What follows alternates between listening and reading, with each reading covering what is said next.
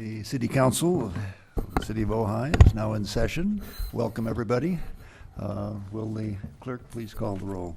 Mayor Johnston. Here. Mayor Pro Tem Francina. Here. Councilmember Blatz. Here.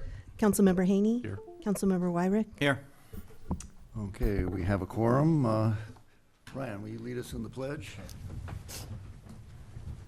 All right. I pledge allegiance to the flag of the United States of America and to the republic for which it stands, one nation, under God, indivisible, with liberty and justice for all. Okay, approval of the agenda. Do I have any requests for changes? I would like to pull H, the city audit. Otherwise, have a motion to approve the agenda? Move to approve The agenda. the agenda. I was just going to go, what do we have here, from C through J except H? Yeah. Right, okay. Second? Second? Second. Any objection? If not, so ordered. Okay, I pulled H, the audit financial statement, because it hasn't been to the Budget and Finance Committee yet. And so my motion would be for the council to refer that to Budget and Finance and then bring it back following that review. Second that motion. Okay, it's been moved and seconded. Any objection? Nope. Nope. If not, so ordered. Okay, we are now at, boy, we did pretty well, didn't we, Dale? We're flying through. Bruce, you're up. We got the presentation. Bruce Stensley. Thank you. Good evening, Mr. Mayor, council members, staff. Bruce Stensley, President, CEO of the Economic Development Collaborative.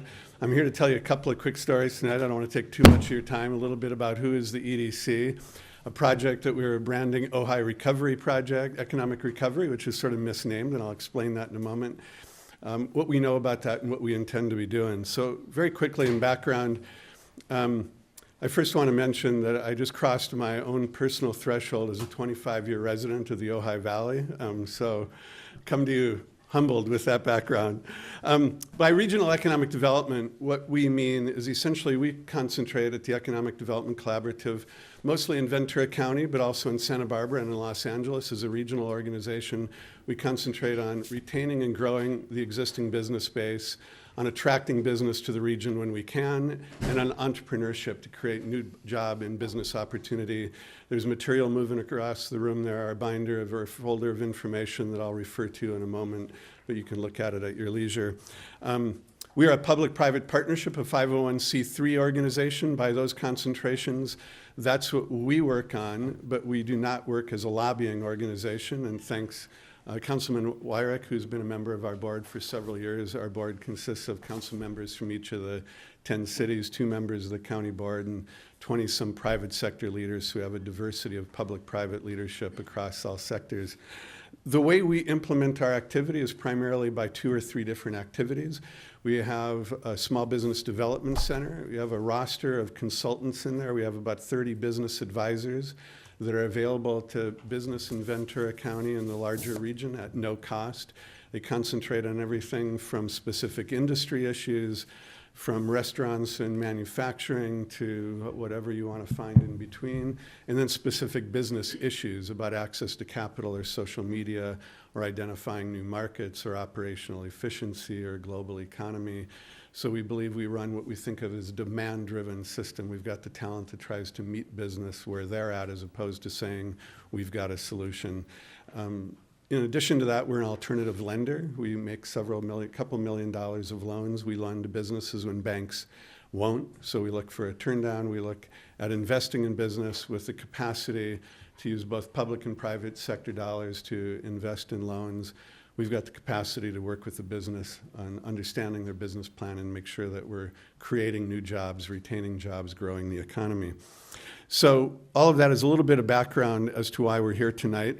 We were particularly active in this region and throughout much of Ventura County and Santa Barbara post-Thomas fire, of course. That's a little bit in our background, but some of that memory came wafting back to us with the Hill Woolsey fires just several months ago. And we served a lot of businesses in strategy as to how you identify business continuity plans, not get back to where you were, but how do you move ahead post-disaster. The point of that is we caught the attention as a small business center in doing that work of the U.S. Small Business Administration. More to the point, we were invited to submit a proposal for one of 10 opportunities nationwide to participate in what they refer to as portable assistance grants. This is a term of art that I hadn't heard before. A demonstration grant, an idea, can you identify a region that you can work on a strategy that looks at regional economic sustainability and resilience and come up with strategies and notions, tools or ideas that might be useful for elsewhere around the country. That was an incredibly competitive process. Eligible regions at that time were the ones who had suffered economic distress and disasters from hurricanes in Florida and the Caribbean and the Southeast, to floods in Houston, to fires in Northern California and across the Northern Plains in Montana. It's a small grant. It's a little less than $100,000, and I'll come back to the details of what that is in just a moment, but I want to emphasize first 4 quick points on what are the sort of antecedents that sort of guided our notion of what we thought we could do in this opportunity in Ojai. The first of those is I want to just note that we are wholly conscious of what is the nature of Ojai, and we're not here to say that we've got a new solution, a different strategy, some outside intrusion to say we can do this better or different. Rather, we think that we're reasonably in tune. As mentioned, a resident here, many of you know my wife, Julie Tumamite. You can imagine how these conversations go. They kind of go like this: don't screw it up. So there you have it. That's kind of in the back of my mind. But we also take that dead seriously, that we understand with all due humility that we think we have something to offer, but what we're trying to do is network resources and not change the world. Secondly, more on a data side, we have had plenty of opportunity to go to school on what is the economic circumstance of the Ojai Valley. In particular, of course, its strengths and weaknesses. Its strengths are pretty well known. We've got twice the sort of concentration in education jobs with all the private education, good quality schools. We have maybe not as much of a positive point, about 4 times the concentration of the average region in Ventura County of food and accommodation, or the so-called hospitality. We're about average actually in retail, a little higher concentration, but a ton of that, and a high concentration, of course, of arts and related sort of creative economy activity. The weakness in the economy is its lack of diversity and over-concentration in that food and accommodation and hospitality and visitation, travel-related activity. And so what we're looking at is sort of being informed by that and some solutions that are attentive to that. The third point is we are encouraged and aware of the work that Carnegie Mellon has started about the same time that we started to pursue this grant, literally almost a year ago. And it takes a while to negotiate these things with SBA. And we are encouraged by the notion of their looking at regional sustainability, resilience, and we want to make sure the point of that is not to duplicate that effort, but to leverage. We spent a lot of time working with them, talking to them, and figuring out what we can do that is additive, not somehow bumping into each other. And then finally, we're really motivated when we put this together by having been aware in the days after the fire started and long before it had even hardly just burned in and around the valley. Liz Hafner and others that many of you know at Azu are already convening meetings of business owners of all kinds. I mentioned her name because they were there, but I know there are a lot of other people there. We participated in that and really saw the notion that there is a committed, targeted community of potential leadership, of existing leadership that we wanted to see if we could be an asset for. So finally, what is the strategy in a so-called economic recovery strategy? It's not really about recovery, it's about moving forward, first of all. We think we've got a 2-pronged approach. Number one, we recognize what is the existing business base as already described, and the notion isn't to bring more of that, but to bring strength to the base that is already here. How do you do that? You focus on operational efficiency, you focus on improving sales. Maybe it's through e-commerce if you're a retailer. Maybe it's through access to capital through a more efficient method that we can facilitate with private sector banks as well as public money. It's networking the existing resources to get the best out of what is existing already. The second and the bigger reach on all of this, finally, is to talk about what is what are the ways that you might help to diversify and grow an economy? As some of the retailers and especially the restaurateurs have told me, if you bring one more restaurant to town, we will kill you. There's a little enough density there. That'll happen on its own. That's not where we're going. But we do think that there is an incredible innovative base of new business, of ongoing business, of different service sector, different production economy, of all sorts of different entrepreneurs that have been in the Valley, that are attracted by the quality of life, the nature of what is the Ojai Valley. And we think connecting those folks to resources, networking that sort of creative economy, whether it's in the arts, whether it's in consulting, whether it's in the sciences, we don't know, we're agnostic to all that, but we do think there's extraordinary opportunity to network resources that help create new business, retain business, and diversify the economy. So my final couple of comments are, on that first piece about networking and doing more to build a sustainable existing business base, we've already got about 44 businesses who we are talking to currently. We have a team of consultants that are up here working regularly. We are in contract with a couple of locals, Jamie Fleming in the Chamber to be somewhat of a direct partner to us in helping us identify opportunities for outreach, with Andy Gilman as well, with a different sort of network but somewhat overlaps.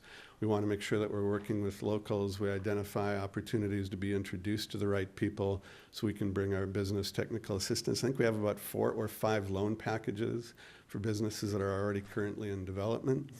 And we're later this week actually convening a couple of different, let's call them focus groups or workshop participants of various invitation and happenstance, and bringing a consultant in from outside the region, understanding that outsiders don't know better, but we might be able to listen effectively and identify a little bit better what are the strengths of the existing base and what we can do to accommodate that and grow it. My last comment is, as an organization and as a project, we are committed to one set of fundamental principles. It's a little bit of a reach for an economic development organization, but it's this notion of working on a triple bottom line strategy, right? We want to make sure that while we're working on economic growth and opportunity, we're doing that with an eye to social equity, or maybe restate that to broadly shared prosperity and economic growth, and wholly conscious of environmental balance. Those 3 things are not in conflict. They're actually the foundation of a sustainable, resilient community and economy. We want to contribute to that. I'd be happy to answer any questions. Okay, Bill. Just a quick question. I've observed a lot of really professional performance, especially supporting what I would call entry-level capitalism, what inspires me. It's Good term. People at the ground level, and that's the kind of economic, I think, diversity that is most akin and in parallel with the sensibilities of the Valley. And the last comment, it is the whole Valley you're supporting. Yes. And I think that's really important, and I really support that. Thank you for bringing that up. You know. When we submitted the proposal, we used what I believe the feds refer to as the Ojai Miramonte Community, or CCD, whatever that acronym is. It actually leaks down into inclusive of Oakview, and we're thinking of it that way, but we looked at data. But we recognize that the heart and soul of the Valley is here, and this is the leadership group, and we want to talk to you about this. Okay. I just have a couple comments. You know, Bruce, when I heard e-commerce, I'm sure every small business in Ojai cringed, because that's usually the detriment to a small business is selling retail, or, it shuts down small retail stores. So I know you meant something different, but it was just when I heard it, I went, ooh. No, actually, we thanks for bringing that up. You're right. Local bricks and mortar tend to lose because we can go and identify stuff, but there's also a huge and growing movement in the economy that people are much more increasingly conscious of from where they are sourcing the material they get. And a place that has presence and identity like the Ojai Valley, we think the retailers who are bricks and mortar based here can actually diversify some of their offerings by the opportunity to sell online themselves and compete in the same pool. Oh. So firing right back at them. A huge piece of the growing economy in other regions, although this isn't just to give you one example, is the sort of movement in craft food and farm to fork sort of opportunities. There's a huge industry that is growing with direct sales. Most of Ventura County, it's commodity based, right? You grow strawberries for direct to market, and turning strawberries into jam might not be the most effective way to make money, but there is a huge market and opportunity, and we think craft food and beverage is an opportunity. The goal in any economic expansion is to sell to people beyond your region, right? We want to be a holistic community, we want to be sustainable in networking the assets here, but you've also got to figure out how to get other people's money spent here, and that doesn't mean bringing more tourists, that means finding ways to get their money here. Well, Mayor, I just want to touch on that because without holding me to anything I say, I just. Nobody does, Andy, it's okay. I want to preface this on that, but it's interesting that all the comments that I've had, that I've heard over the last, let's say, 3 years, is the diversification of this community from a tourist-based economy to, with a big question mark. Yeah. So how would a community identify what they are, what their strengths are, and then how can they, if they do want to change that or shift that base, does your entity help provide that service? Is that something you'd have to contract out and do it yourself? How does that work? Sort of two different answers to that. Once an individual entrepreneur, business owner, however you want to define that, has identified a niche and an opportunity, the answer is absolutely yes. We have the capacity to help that business identify where those market opportunities are, how to do that efficiently, figure out where your competition is, where your market is. The first part of your question is the magic, though, is how do you identify what is that unknown opportunity? The sort of abstract answer to it is the notion that what we're trying to build on are what are the existing natural and human resources that are the asset of the valley. So you look for talent, you look for ideas, and you look for creativity. You don't go chase a particular industry sector. You meet the talent with the resources and let them generate the ideas that might create new businesses and job opportunity.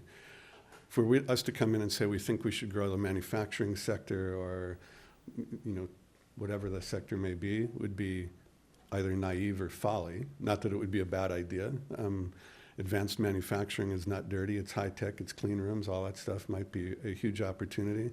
But the point is we want to be human-centered, creativity and innovation-centered, and there are folks in this valley making money selling everything, making soap to doing any number of things that you could imagine.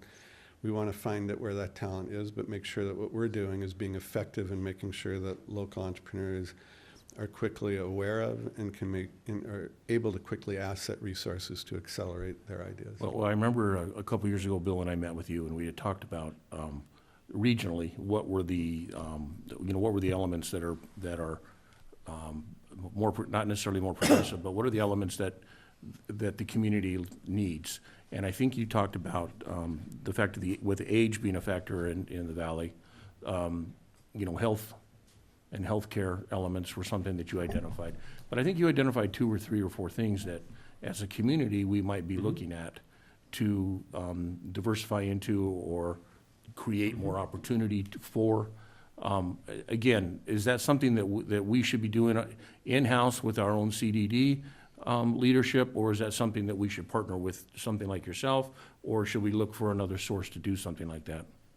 I think the resources are available. We're happy to partner. The healthcare sector, you're right, I didn't mention, but I do think that is a huge piece of potential growth in the economy. Interestingly, it's flattened out in Ventura County lately, but I'm pretty sure the growth is going to return. An aging society needs an increasing level of more intense and more diversified services. We do think the ag base of the valley presents all sorts of different opportunities in a term I haven't used in the last few moments, but sort of food systems economy represents enormous. And the whole world of professional and business services, and even leaking into the science side of that presents huge opportunity. It doesn't require a ton of real estate.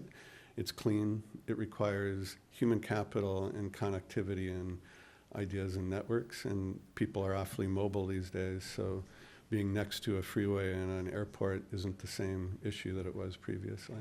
Well, last comment, Mayor. I just appreciate what you're doing, and I appreciate the fact that when we look at this from a countywide vision, I know one of the negatives that we have in our community is housing. and the fact that if we're gonna create more industry, you need a place for them to live.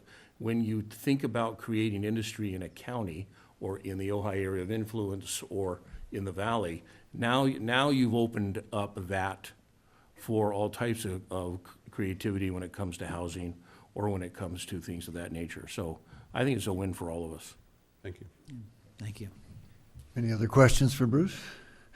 Bruce, thank you very much, you. not only for the information, for all the work you do, and for Keep me your posted. succinctness in getting Please through come all back. that. That's me. Thank you. Okay, thanks. Okay. Next up, the ADU, we're under no, pardon me, we haven't dealt with the consent calendar yet. Move approval of the consent calendar except for item H. Okay, is there a second? We already did that. Oh, we did that? No, I thought no, actually what we did is we approved the agenda. Okay. Oh, okay. Go ahead, you were doing fine. All right. Here we have a motion, is it- Motion to approve consent items A through I except for H. right. Okay, second, is there any objection to that? If not, so ordered, okay. Just making sure. Yeah, item number H, Well, you see, just for clarity, Mayor, I'm not, this is Oh, not- actually, that would For include. clarity, we did then vote on sending H back to, I thought for clarity, we said that we were approving the agenda and And holding that also, out. Mayor- So that's okay, let's not spend May more I amend my time. motion? 1 through J except for H? there you go. Okay, okay. That is seconded? Yes. Yes, it I'll- was. I'll second it, okay, and there's no objection to that, other than the redundancy, okay? So we have H, I'm the one that asked to pull that and asked, I would move it be directed to the Budget and Finance Committee. Bill seconded. Yeah. Yeah, okay, any objection? No. That was a redundant, very good. go. there. Now we're back online. Appreciate that, yeah, okay. ADU Compliance Program, alternatively, the Second Unit Compliance Program. Mr. City Manager. Thank you, Mr. Mayor, members of the council. Recently, council asked for a report back on the status of the program, some of the performance of the program. Also asked staff to come back with some ideas on how we could possibly further promote the program. So I think for all you are aware, but just for those who are following along at home, our second unit compliance program was adopted 6 months after the city had approved its current housing element back in 2013. It's basically an amnesty program that would allow for the permitting of units that had been built without permits to then be brought online to the city's housing stock. The compliance program was revised and extended in 2015 and was recently extended again by the City Council in this past February for 2 years, making the program effective through February 26 of 2021. To date, it has been in place for 6 years with 74 applications received, 63 permits issued, and 54 ADUs legalized. In terms of the, and again, we have attached for your review, attachment A. It gives the details on those applications. Page 2-8 in your packet gives a summary table. Again, 74 total applications have been submitted to date through the program. 54 have come across the finish line. They've been legalized and finalized. 5 are pending applicant submittal, and 9 are issued pending final. So those are the numbers on that. Moving on to what we have done in the past in terms of trying to push the program, we do have some documents that we provide at our through our counter and also on our website. That's our primary public outreach material. It's a 20-page compliance guidelines document that is also attached for in the packet here as attachment B.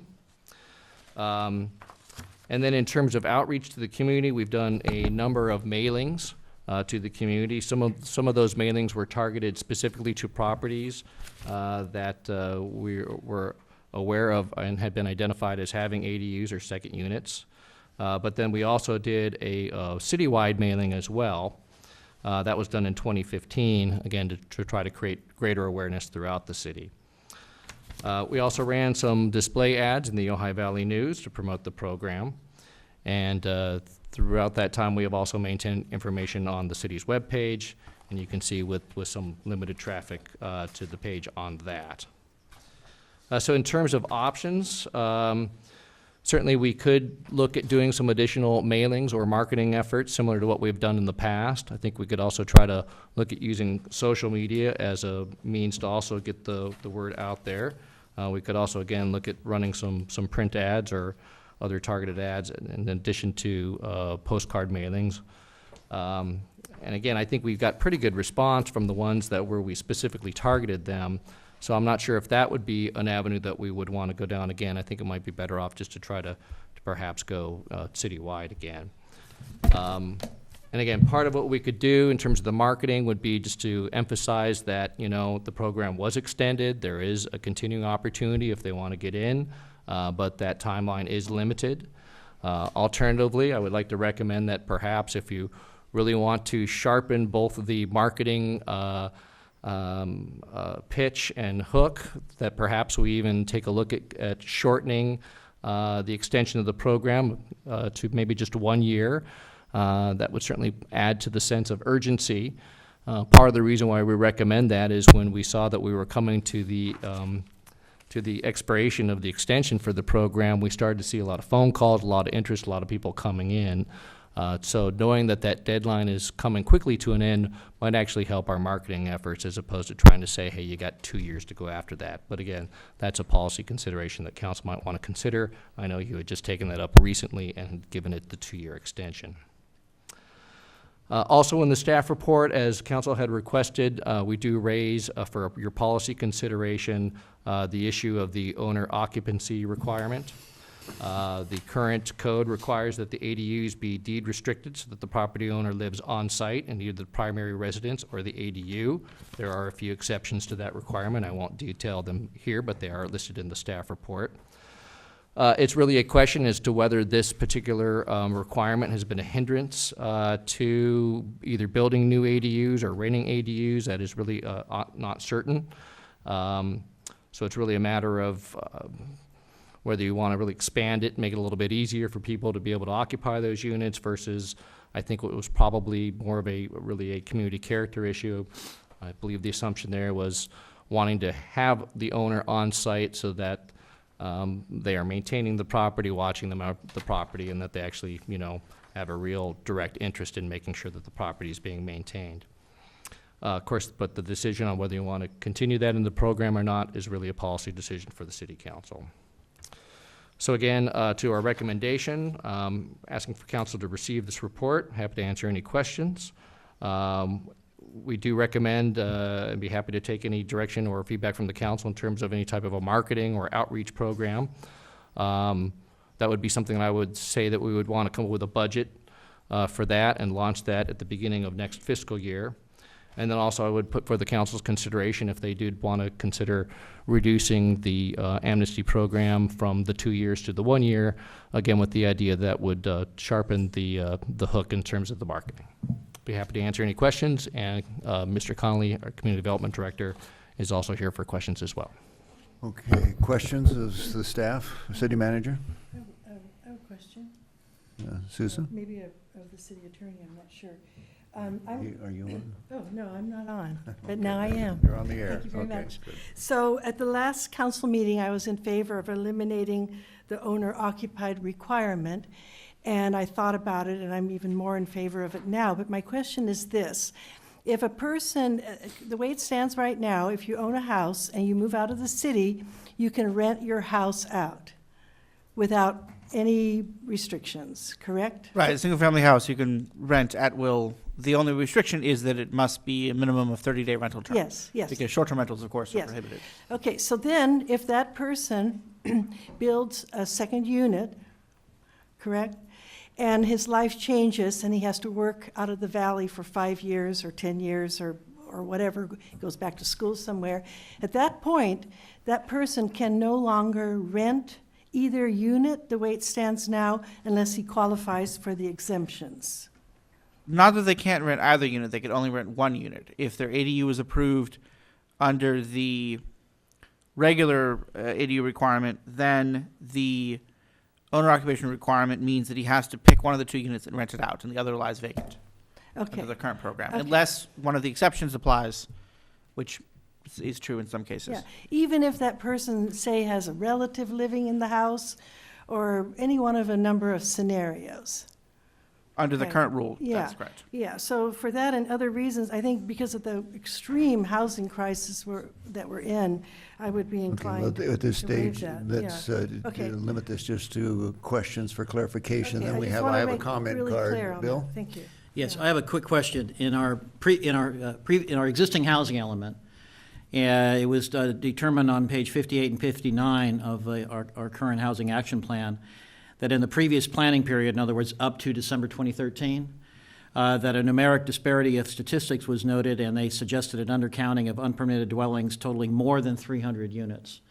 And what I was wondering, and they further go on about how this anomaly was confirmed, has there been any updating of the work that was done in the previous planning period in terms of the, all these years since, as to whether we still are in that range of more than 300 units?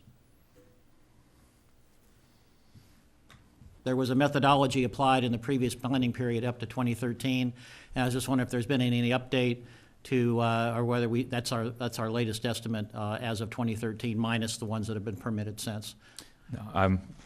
Wish I had a definite answer for that. So we're talking about the previous housing cycle that ended in 2013, and that's Yes. where I'm not familiar with that number offhand. In that housing element, it states that there's a numeric disparity in statistics and some other supporting validations that brought us to the more than 300 count. And that's part of our general plan. I was wondering if there's been any work on terms of updating that estimate at all, or whether there could be. I don't know if there has been, and I know as you move into the next housing cycle, which we're in now, cycle 5, the 2014 to 21, I would doubt that anything has been done on that previous cycle that Thank has you. expired. Okay, thank you. Okay, Ryan? Be my assumption, Luke, too. just make this simple. Do you have a current opinion about what your estimate of ADUs out there that have not been permitted, based on that 300 number? Do you have any idea what they currently may or may not be? I don't know. It would be a guess. What I would say is just offhand, when I looked at the table we put together, I think this program in the slightly under 6 years worked pretty well. I mean, the fact that we got 74 applications in, and you're getting it, probably over 60-something will be finaled soon. I think only 6 of them were shot down. But it's hard to gauge on that, like how many other units could still be out there that are not permitted. I really don't know. All right, thanks. Okay, Randy? And this is for Steve. So, first of all, I agree with you, Luke. Our completion rate or our success rate is about 80%. So I think that's pretty good for a 6-year period. It's not a lot of units, but at 80%, it seemed like, how could we enhance that number by getting more permits in? The second thing is, when I looked at the numbers, there were 74 applicants, 63 permits, 54 legalized. When someone submits an application, what happens to the application if they don't pull the permit?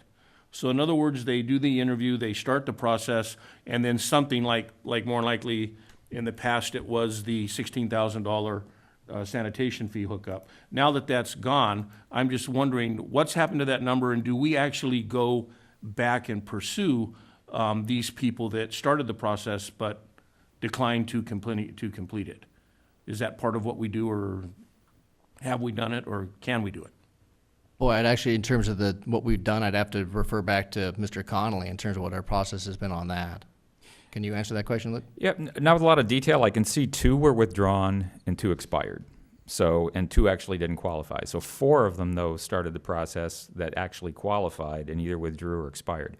I don't know if there's been subsequent action on those, because obviously then you're aware that they're out there, the fact that they came in and applied. Most of it has been a success rate. I mean, you've got a difference between 9 where you've got a building permit issued, but you don't have a certificate of occupancy yet. Presumably, most, if not all of those, will get it. I would need to touch base with our building department. I'd be happy to provide an update on what we've done, where we have an awareness, but they haven't completed. I think that'd be something that we'd there. all be interested in. And then the other part of that is the fact that these all go against our RENA numbers. So actually having some accuracy in that count would help us in this next process in the 21, 5-year, 21 to 26? Right, it's gone from 8 years to 5, right? you know, it'd be interesting to me to see how we deduct those existing RANA numbers from what our old total was, and how they're gonna be applied to the new RANA numbers, and how that, works. I think Our that's, city attorney, I think, has something Yeah, thank you, to- Mr. Mayor. One further point to add, with respect to what happens for those applications that didn't, for whatever reason, move to success, one thing that does not happen is a code enforcement process. Under the terms of the ADU compliance program, they're not pursued in code enforcement, and that's been clear as a council set policy from the beginning. It is Right. up to the applicants to carry it forward, but the city won't then take a list and say, oh, we know you got a unit, let's go talk about that. so I agree with that. I understand that's in the policy. I think that that's something we're gonna talk about in a few minutes, how we might readdress that. But I was just wondering Okay, so how there- if we reach out. Okay, are there any other questions of staff before we yeah, take just one public question. comment? Ryan? Is the attachment B, that 20, I know it says that's 20 pages is the handout. Is that, I just wanted to know, is that all 20 pages? Is this what somebody gets when they walk into a building and ask for information? Is this the 20 pages that they receive? That is the 20 pages, Okay, correct. thank you. Okay. Okay, I have one card. Chairman Commissioner Quillisi, are you out there? Come on up, Steve.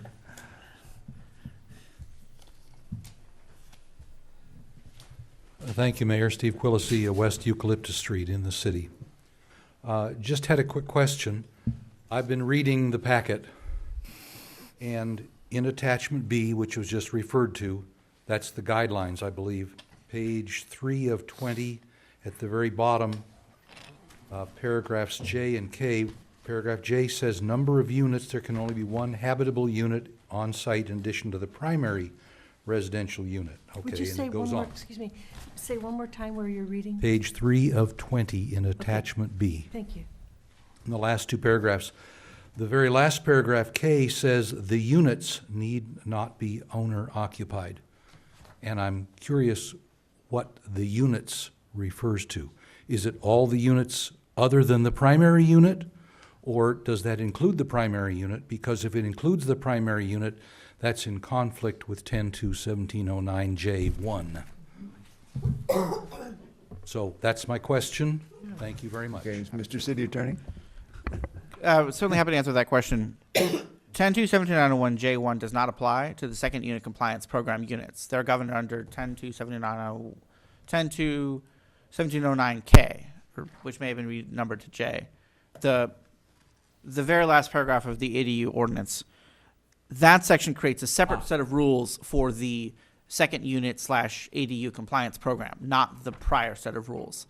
And that's a point, but the point you're making is a point that's worth emphasizing in terms of the questions raised by the Mayor Pro Tem.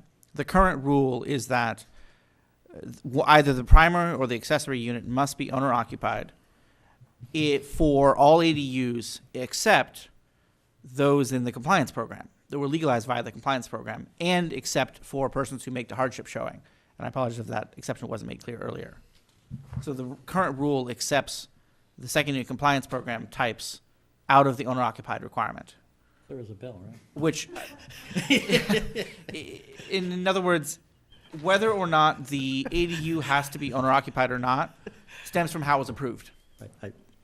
So the approval path that resulted in a legalized unit dictates the rules that apply to the unit. I'm sorry. No, it's a valid point. And it admittedly, if the council wishes to clarify that or make a simpler set of rules, that's very much within your power. I think we should. If I could just add on that, and I think it should have been emphasized more in the staff report in the paragraph under owner occupied requirement, the sentence in the middle where it says owner seeking new ADUs, because that's where the owner occupied requirement kicks in, not under the compliance program, which, as the city attorney just explained to you. But we're trying to make that point where if we're talking about altering the owner occupied provision, that would only be for someone who wants to construct a new ADU, not somebody coming in under the compliance program. That sounds worse. It sounds even worse. Well, Because the ones that were illegal now can be occupied by both owner and tenant. I mean, they can have two, right? They can have two tenants. Actually, it's a win in the compliance program, Susan. Exactly, that's what you're saying. Yeah, it's a Yeah, win. yeah. It's a win. In short, it's a greater allowance of rights to the Right. legalized illegal units than it is. You get an Yeah. amnesty and you don't have the owner occupied requirement. Yes, Which that's what I meant. functions Yeah, thank you. As noted by the city An manager, as an incentive to bootleg first and then ask for permission later, okay. That's The good. unit had to have been existing at the time the program was adopted. So if builders right there with hammers and nails are out of luck. Unless we choose to change that policy. Susan. Correct. Okay, well, where does that put us? Do we have a motion of some sort, or is it a receive and file, Bill? Well, I'd like to make a couple observations and then possibly have a motion. One is I want to correct the record a little bit with the staff report. Yes, technically, the program's been in place for 6 years. Has it been functioning for 6 years? No. It's actually been fully functioning maybe half the time. The first year, in fact, one of the first things I did, it got me involved in thinking of running actually for council, was the fact that the initial drafting of the compliance program was really not effective, was not functional, was not receptive. And we worked a long time to amend the program to make it workable at the front end. Second of all, we have, 13 months of moratorium with the sanitary district? And before that, they were, having the connection fee charged. So $18,000, $20,000 is an impediment. So between the program's design at the front end and the sanitary district, I would argue that we've really only been high functioning for 3 years. And we're now embarking on a new era of high functioning with the sanitary district finally in compliance with state law. And so what I would argue is that, again, let's look at things in my mind for this is a way of getting our arena numbers up, which helps maintain our local discretion without having to build new units. Number two, and this is another emphasis that I brought up that I wish had been emphasized in the staff report, we need to get these things on our tax rolls, our property tax rolls. And so we have a combination of people paying their fair share in terms of property taxes and RENA numbers, and everything I think ought to be looked at from that point of view. And when I come to that, from that point of view, I would argue that, we should not shorten from 2 to 1 year. We should keep it at 2 years or more, and I would like to see more thought about how to go about the carrot and stick approach. In other words, one of the reasons I asked about identification of these and counting them is we ought to move to an era where we go to people and say, you're occupying, it's not permitted, it needs to be permitted, we're going to make it as easy as possible. But right now, what's happening is some people don't want to go through this process because they don't want to pay the assessment update. Well, that's not fair to everyone else. So I think we need to say a carrot and stick approach rather than the way we've been doing it, and move more towards, all right, look, we have a vital interest here, we want to get you permitted, but, we're going to move to some yellow tag and red tags if you don't. And I don't know how to implement that, but I think we maybe need a different mindset in terms of how we're looking at this program. Be fair, but firm, because it's not fair to have people renting units out that aren't permitted and they're not paying the property tax assessment on it. Randy? I'd like to piggyback on that same conversation. I think probably the most important thing is, I don't think any citizen in this community needs to live in substandard housing. Right. And so I think one of the issues that I looked at is in the program is the fact that if you come forward and commit to being a part of this, that if you choose not to, that we can't come back and actually make you do it. So I have an issue with that. The second issue I have is, if I'm renting one of these units that's substandard, how do I turn that unit in without upsetting the owner, who in turn could boot me out, who in turn could then rent it again for probably even more than what they're renting it to me for?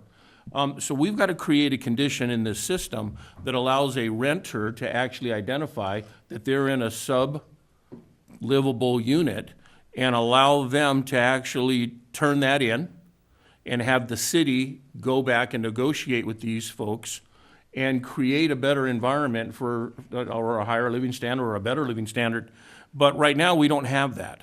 And then that was one of the questions why I asked, if someone does come in to seek the program and then they choose not to, what are we doing? What's our recourse? So what we've done is we've said, well, just because you don't want to do something, well, you can just continue, renting that unlivable space out for whatever you can get for it. And I think we need to change that policy. I think we really need to maybe come back and tweak this a little bit to address Bill's issues.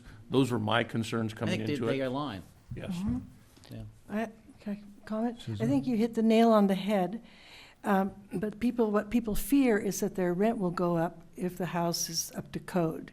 And because of the housing shortage, I mean, people are desperate. They don't mind if something, as long as it's basically habitable. Right. People are reluctant to turn in. What many correct me if I'm wrong, city attorney, but it's my understanding that if a renter finds out that they're in an illegal unit, there is recourse if they don't have to pay rent. There is recourse under the civil code for a Yeah. tenant who's living in either substandard housing, which can include illegal housing, or otherwise uninhabitable housing, to refuse to pay their landlord rent and have a defense against an eviction suit, provided the facts are in place and they are otherwise compliant with the terms of the lease. Yeah, people need to be educated about that. I don't think a lot of people don't. We're giving them a great education tonight, I'll Yeah. tell you. There you go. So, Mayor, also, may Yeah, Susan? go ahead, Randy. Well, unless if Susan's not done off. Well, what I'm seeing a lot, there's a housing site on Facebook, and what I'm seeing more and more is that people are doing house sharing. And a lot of people don't understand that that large houses, the renter can't do it, but the owner can. They don't understand that it can be a large house can be legally made into 2 units. So we really need to promote that. And then the other language I think we need to put in, when we do our promotion, there's language about car sharing. There's all kinds of language that we could add that I haven't yet seen in any local promotion, but other cities are doing that. Like because it becomes an issue if you have multiple people on the property and each, you got 4 cars. And there are ways, if we encourage it and promote it, we could have more car sharing, and that way, resolve some of the parking issues.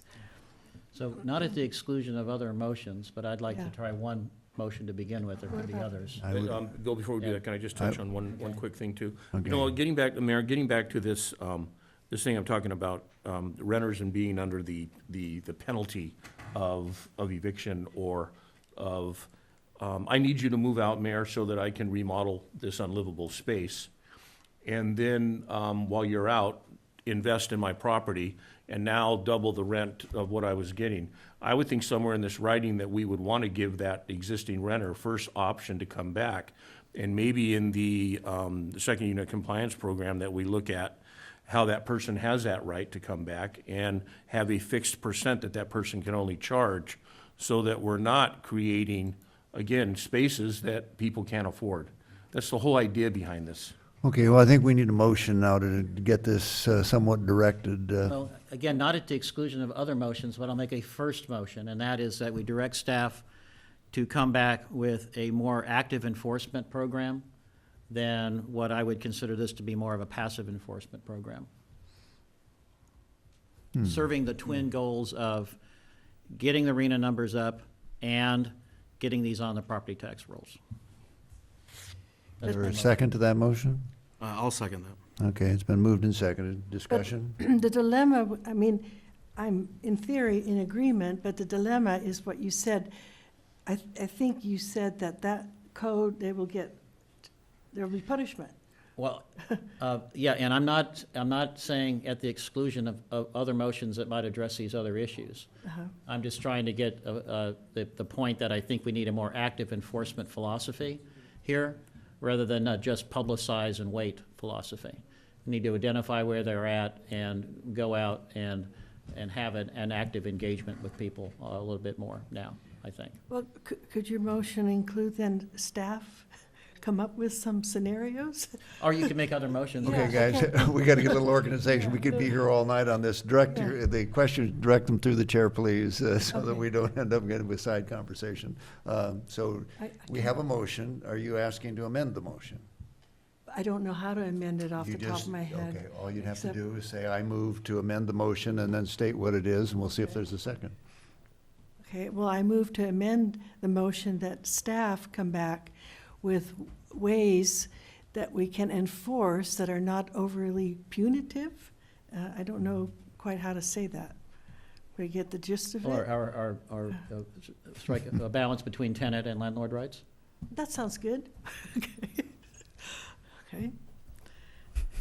I'm open to that. I don't know how, this is a huge okay. dilemma. Let me, Okay, we're looking for some help here, Brian. so if we're just talking about the enforcement issue, I agree in principle that we need an incentivized program, but I think that the only way we're ever going to make it clear that there's a timeline on it and that people have to comply, since we haven't had a lot of enforcement, is at least some level of enforcement. When we were talking about this earlier and when the mail pieces went out, it said that they were targeted, if I heard correctly, at some of the homes that were believed to have ADUs already. So if we have some idea where some of these are, and we're not violating any of the terms of the program, right, by even if they've applied, we're not using that information of their application, it would make sense that we would start this program by going to them and maybe not having a year or 2 year timeline, but going to those homes that we know there's an ADU that's illegal, or at least we think there is, and giving them a much shorter timeline to comply with the program or face enforcement, and make sure that that is communicated many different ways, but that their neighbors who may not have one that's listed get the idea too, that we aren't going to screw around with this anymore. We're offering an amnesty program. We're not offering amnesty permanently, and we've got to get compliance for a number of different good reasons. RENA, property taxes. So is it possible, I would think, that we can specifically ask the staff to come back with an enforcement program that targets ones that we know are on the books and then creates a shorter timeline for them to be able to comply? That was the As intent of my well as motion. something in general, as well as maybe what the next list or an updated list of what the potential illegal ADUs are. Yes. Which dovetails into my other point, which it's a little, we're judging a program here that we know how many have complied, but we actually don't even have a guesstimate at this point, not even a random throw of a dart for how many might exist. So I don't know, there might be 5 left, there might be 300 left.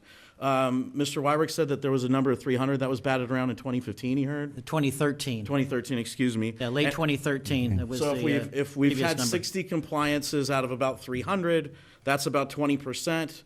There's still 80% left out there somewhere, and maybe more that have come into creation, but maybe don't apply because it wasn't before 2015. But if there are that many out there, then it's important to at least get some idea so we know whether we're wasting money on a program that's just scooping up a couple leftover ones, or there's upwards of 300 out there. Okay, my turn now. It seems this whole conversation would have been more appropriate, not that we can't continue it, but more appropriate when we just extended this whole thing, because almost everything I'm hearing tonight is saying that we're not necessarily satisfied with the amnesty program. The concept of amnesty is turn yourself in, ollie ollie oxen free, no penalty and no follow-up. That's contradictory to the code enforcement program. And some people have even suggested we red tag buildings, and that would motivate people. The thing that demotivates people is it's going to cost them more, and they're going to have a tax bill come to. So it seems to me we're not going to solve this tonight. If there are 2 members of the council who would like to volunteer to work with staff and come back with these amendments so that we can make this more workable, I would entertain such a motion, or I'll make the motion if I can get a second. Bill? Yeah, I'll volunteer. So I just want to make it very clear. When we talked about this last time, I strenuously objected to us kicking this down the road and said we should dealt with it then. And I completely agree with you. We should have had this discussion then, but we didn't. And so. I'm a witness to that. You did do that, right. Okay, so we've got 2 that have volunteered. Can we just? And the motion to so say? Okay. Yeah. We have a motion to refer to committee. Bill and Randy will work with the city staff and bring something back to council. Okay, no, Thank you, Mayor. any objection? If not, so ordered. No And, objection. yeah, good conversation because it is kind of, I'm sure the staff recognizes the contradictions between the goals. Absolutely. Let's get things aligned. Okay. Well, yeah, and we'll do some homework in terms of trying to identify, that 300 number and what possibly is out there, because I would agree that's important to know, too. Thank you. Okay, And I'll submit some suggestions to you, Steve. Does that work? sure. Sure. Rather than us discussing, perfect. Absolutely, thank you. We want to make sure Luke's kept busy while he's. Yeah. We have the next item, number 3, coming up, but if there's no objection from the council, I would go ahead and take public comment now, and if anybody comes in at 8 o'clock who didn't, who followed the posted time, we'll let them speak too later, okay? Wonderful. That works. Okay, we are now at public comment. For the benefit of the audience, these are topics to be addressed in 3 minutes that are not on the agenda, and it's kind of free for whatever you'd like to share with the community or the council. And I have Chris Hilger as first up with Severa on deck.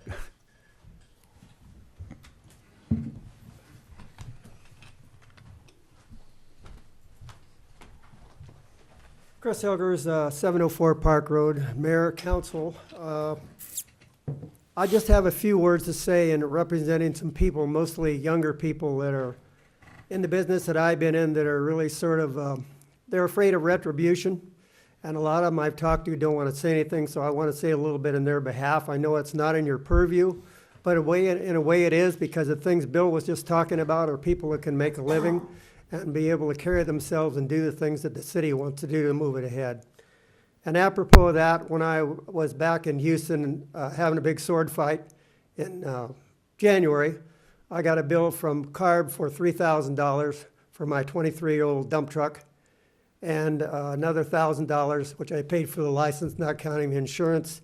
And they told me essentially that it's illegal, and I will have to give proof of junking it or sell it out of state. And I thought that the laws should have been retroactive when I bought the truck and took care of it, because I took care of airplanes in the service. I took real good care of it. It's still good today. I used it very little, and it was an adjunct to my business, an accessory for what I do. I never had it out for hire, as Wendy and I are the only ones that ever used it.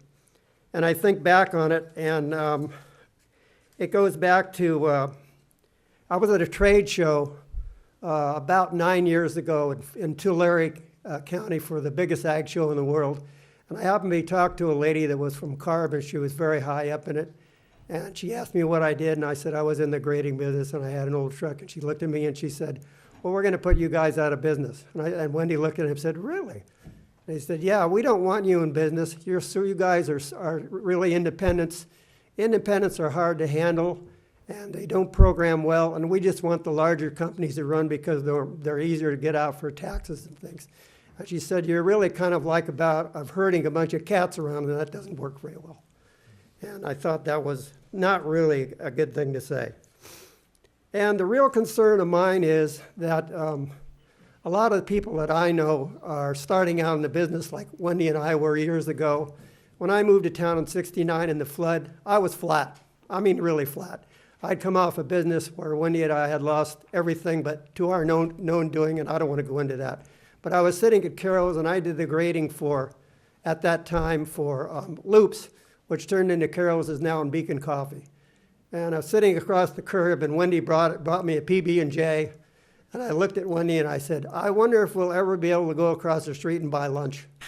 And that was a true story. So what I'm saying is, I think what's sad is that it's going to take people that are to a point in their business where they're going to want to retire, and it's taken their truck away because to replace it, they're going to have to spend $100,000 to $200,000 to do the same thing. But then it knocks all the young people out of the business because they can't get into it. And I don't think that's a good thing. And I think competition is what you need in a business like that, because not everybody is going to want to call, and I have no personal animosity to them, but not everybody's going to call Granite Construction to get a load of dirt or do something. So I think also, it takes a lot of people out of the business that Wendy and I thought, as you know, we should do a lot of things because we owed things to the city to do pro bono business. And you know the things that we've done around town, and I'm so happy to do that. And that takes the people out of the loop, and I think that's a loss for everybody in the community. And the other thing is that about 3 years ago, there was a large article in the LA Times, and it was that 24% of the smog in Fresno comes from China. So I think these guys have overreached in the state by making it too tough for people that want to stay in business. And if you think it's bad now, wait till next year when they come down on all the heavy-duty pickups that all the young people are driving now, because they're going to make them all illegal. So as Kurt Vonnegut says, and so it goes. Thank you. Yeah. Thank you. Thank you, Chris. Severa. And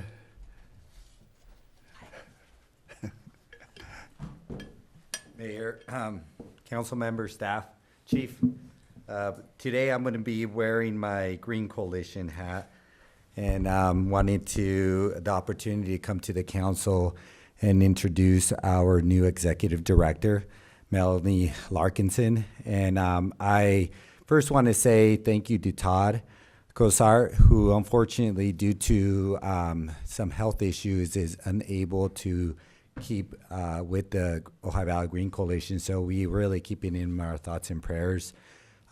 He, in his short term of like 8 months, he really provided a lot of energy and leadership for the organization. And so we're truly going to miss him. But he will still be involved. We still communicate with him, and he's still around. And we're just wishing him the best, though. So I hope you guys could reach out to him, too, just to wish him the best. But we are absolutely excited to have Melanie join the Ojai Valley Green Coalition because, as you can see, she's young and she has a lot of expertise in her technology, business consulting, sustainability. And so we're just excited that we'll be able to work with her to expand on the long vision for the Green Coalition and make it sustainable and resilient to this, not just the city of Ojai, but to the valley. So with that, I do also want to thank Deborah Pendry, who's just stepped in graciously and kept the organization afloat while we were trying to see where the organization was going to go. And she definitely stepped into the leadership position, and we're truly grateful for her doing that. So I'm just going to introduce Melanie. I don't know if you have a couple of things to say, but we look forward for you to meeting her in the near future and letting you know what our vision is in the new direction of the Green Coalition. So, I don't know. I'll just say my hellos. It's really nice to see everyone. I don't know most of you. I know Sousa, but I'm excited to work more closely with City of Ojai, definitely moving toward a more sustainable, resilient Ojai Valley in the city. It's a place that I love and have always loved, I think, since I was a pretty young teenager, and happy to do some work to maybe make some positive impact. Welcome. Can I ask Thank a you. question? Okay. I was very impressed with your background. Did I read that you're Thatcher? Yeah. I'm an alumna of Thatcher, class of '99, so I'm up for my 20-year reunion this year. So that was actually the Ojai Foundation was sort of my first introduction to the Valley. And later that same year, I then got accepted to Thatcher, and I have loved it ever since. So I keep coming back, and happy to be back in the residence of the Ojai Valley and the city. I love it. So Wonderful. great, thanks. Okay, thanks. Etienne, is that the right pronunciation? Thanks again for hearing me. I was just kind of watching at the end of the last meeting and hoping that I can again help get the no smoking ordinance updated, and that would be on a future agenda. Just again for us, myself, my wife, and my son to be, the right to clean air is very important to us, and I hope that the council understands that, if that in the no smoking ordinance as it's already written, the spirit of it kind of really underlines that right outweighs one's desire to smoke. And as we approach Earth Day and we talk about green, items and agendas and things. I hope that everyone understands that there is no safe exposure to secondhand tobacco smoke, which was stated by Environmental Protection Agency in 1994. And I know the council has people they care about and children who have no choice in this matter, who they would like to protect, just like I would too. And so I hope that you are able to put this on the agenda and come to a decision, because I know that many other cities are doing this already. This is the wave of the future. I mean, if we look back on how smoking laws have already changed, you know, people were smoking on airplanes and in hotel rooms and all these things, and that's been changing all this time. And so that's still moving forward. And I think that we have an opportunity to catch that wave and bring Ojai current. And so there might be some, you know, language that has to be introduced. But right now, our right to clean air is the luxury, or the smoking is for the rich, and the clean air then is not. So I hope that point hits home, and you guys can help us protect people in multi-unit houses from secondhand smoke and their effects. So, thank you. Thank you. Some research for you. Okay, those are all the cards that I have. Is there anybody that came in at 8 o'clock that would like to address the council that didn't have a chance to get their card in? Okay, if not, the public comment is closed. We will now go to item number 3. Mr. City Manager?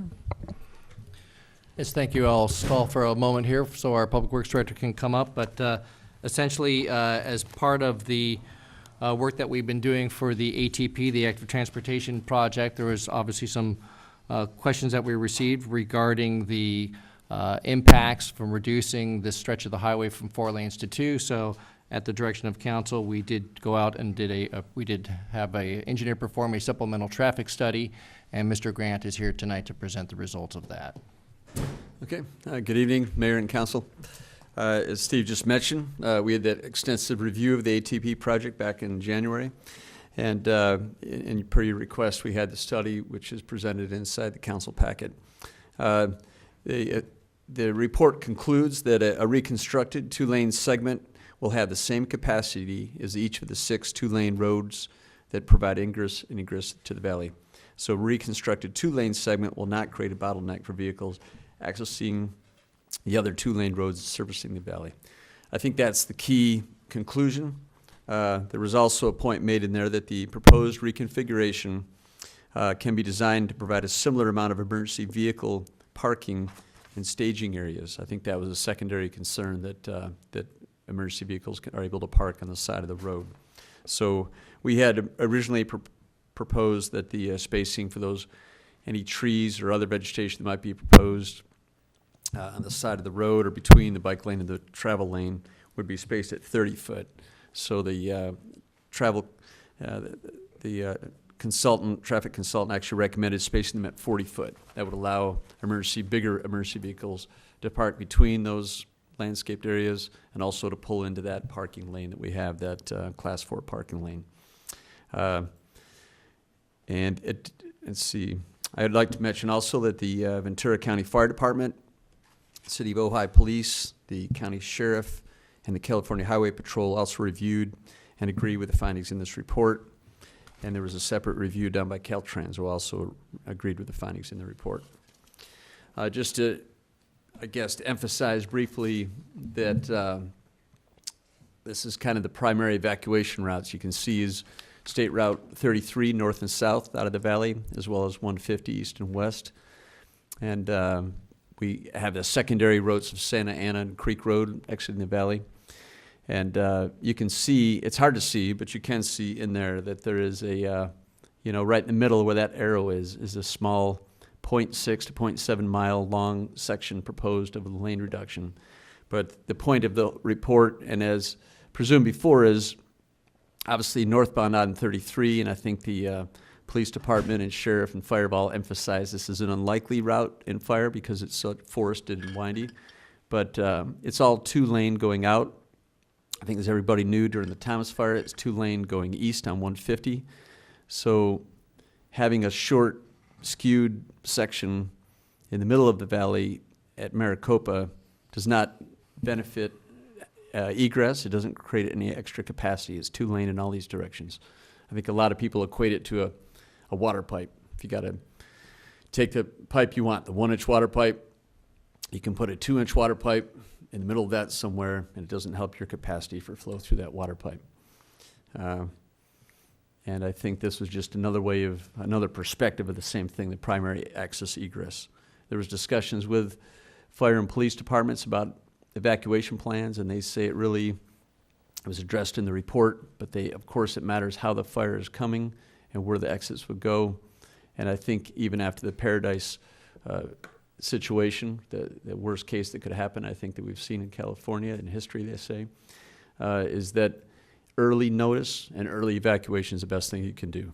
If you ever have some torrential winds that would really whip a fire through there, and that's the worst case, they always knew about that area being a worst case, that you early notice and move quickly. Don't try to wait and try to clog up highways. So I think that was the route, and it's just as a reminder here, you see what was proposed, only keep in mind for roughly half of this, so a quarter mile of this would have from Church over to Roblar. It's kind of proposed with a travel lane and a wide bike lane, which you can drive down 10 to 11 foot. And then also the proposal here is instead of this tight tree spacing to go to 40-foot spacing so that a large vehicle can either park in there or pull into and use the bike lane as a separate lane. And then that was just another view of it that we've done before. And then you can see, let's see if there's another example here. From the high school to the Y, the proposal is to have the travel lane with a buffered bike lane. This essentially ends up being enough room to travel 2 cars, and then against the park lane there'll be periodic trees spaced. These are quite a bit less frequent, related to line of sight for driveway pullout and so on, but there'll be plenty of room to still park against that parking area, which I think we all know doesn't occur right now. So I think that's the basic recap of what the report is. It's fairly straightforward. Glad to take any questions. Any questions of staff? Lots of questions, but They won't get answered tonight? yeah, it was interesting. I didn't know I didn't know how far we were going to go on the discussion of this. Yeah, well, So, yeah, I just want to be clear so that everyone understands where I'm coming from on this. I'm not against bicycles, and I'm not against pedestrians having the ability to walk. To me, this is a fiscal matter. This, to me, is a waste of money. And I think that we can achieve the same thing, creating more opportunity for people to walk, create more opportunity for people to ride bikes, without going to the extent of using as much money as we're looking at to spend on correcting this or modifying this road. So I just want to be clear, that's where I'm coming from on this. I'm not against bicycles and I'm not against people, but I am against wasting taxpayer money. And this to me seems like a waste of taxpayer money. So I have a couple questions. I have one to the police captain and maybe to you, Greg, too, and to Steve. So the first question is there an Ojai Valley evacuation plan? Is there something set in stone with specific scenarios as to how we're going to react or how we're going to direct the community in specific events? No, there's not. That's fine. I'm just asking that because that's one of the concerns that that's been brought to our attention. And it's not a good or a bad thing. It's just, I just wanted to know if there was one. Can I offer you an explanation why? yeah, there is a need to clarify why there isn't one set in stone, okay? Well, no, actually, I'm fine. I'm fine with yes or no. Okay, well, I would like to hear from Well, the chief here. when you have the floor? I do have the floor now, Randy. Thought I had the floor. Okay, well, yeah, but you had your question. Now we're going to have somebody else, and we'll come back to you. Okay. And I Okay. want to respond to something he said. The chief. So the reason we don't have a plan set in stone is all these emergencies, whether it's earthquake or fire or flood, are very dynamic in nature. If we have something set in stone that says take path X, and that becomes compromised, and we've already trained people to take path X and that becomes unsafe, we're putting people into a hazardous condition, so we don't want to do that. So a lot of what we do on these evacuations is based on the dynamic that we're faced with. Unfortunately, the disasters that we often have in California, we don't have any warning for. Unlike Florida, where they know for 5 days they're going to have a hurricane that's going to destroy their world, earthquakes happen, fires happen, and flooding, although we can get pretty close on how much rain is coming. I mean, that's still not an exact science at that for that evacuation threshold as well. But roads become compromised, become unsafe, and so we don't want to have something set in stone that's going to set people up for failure.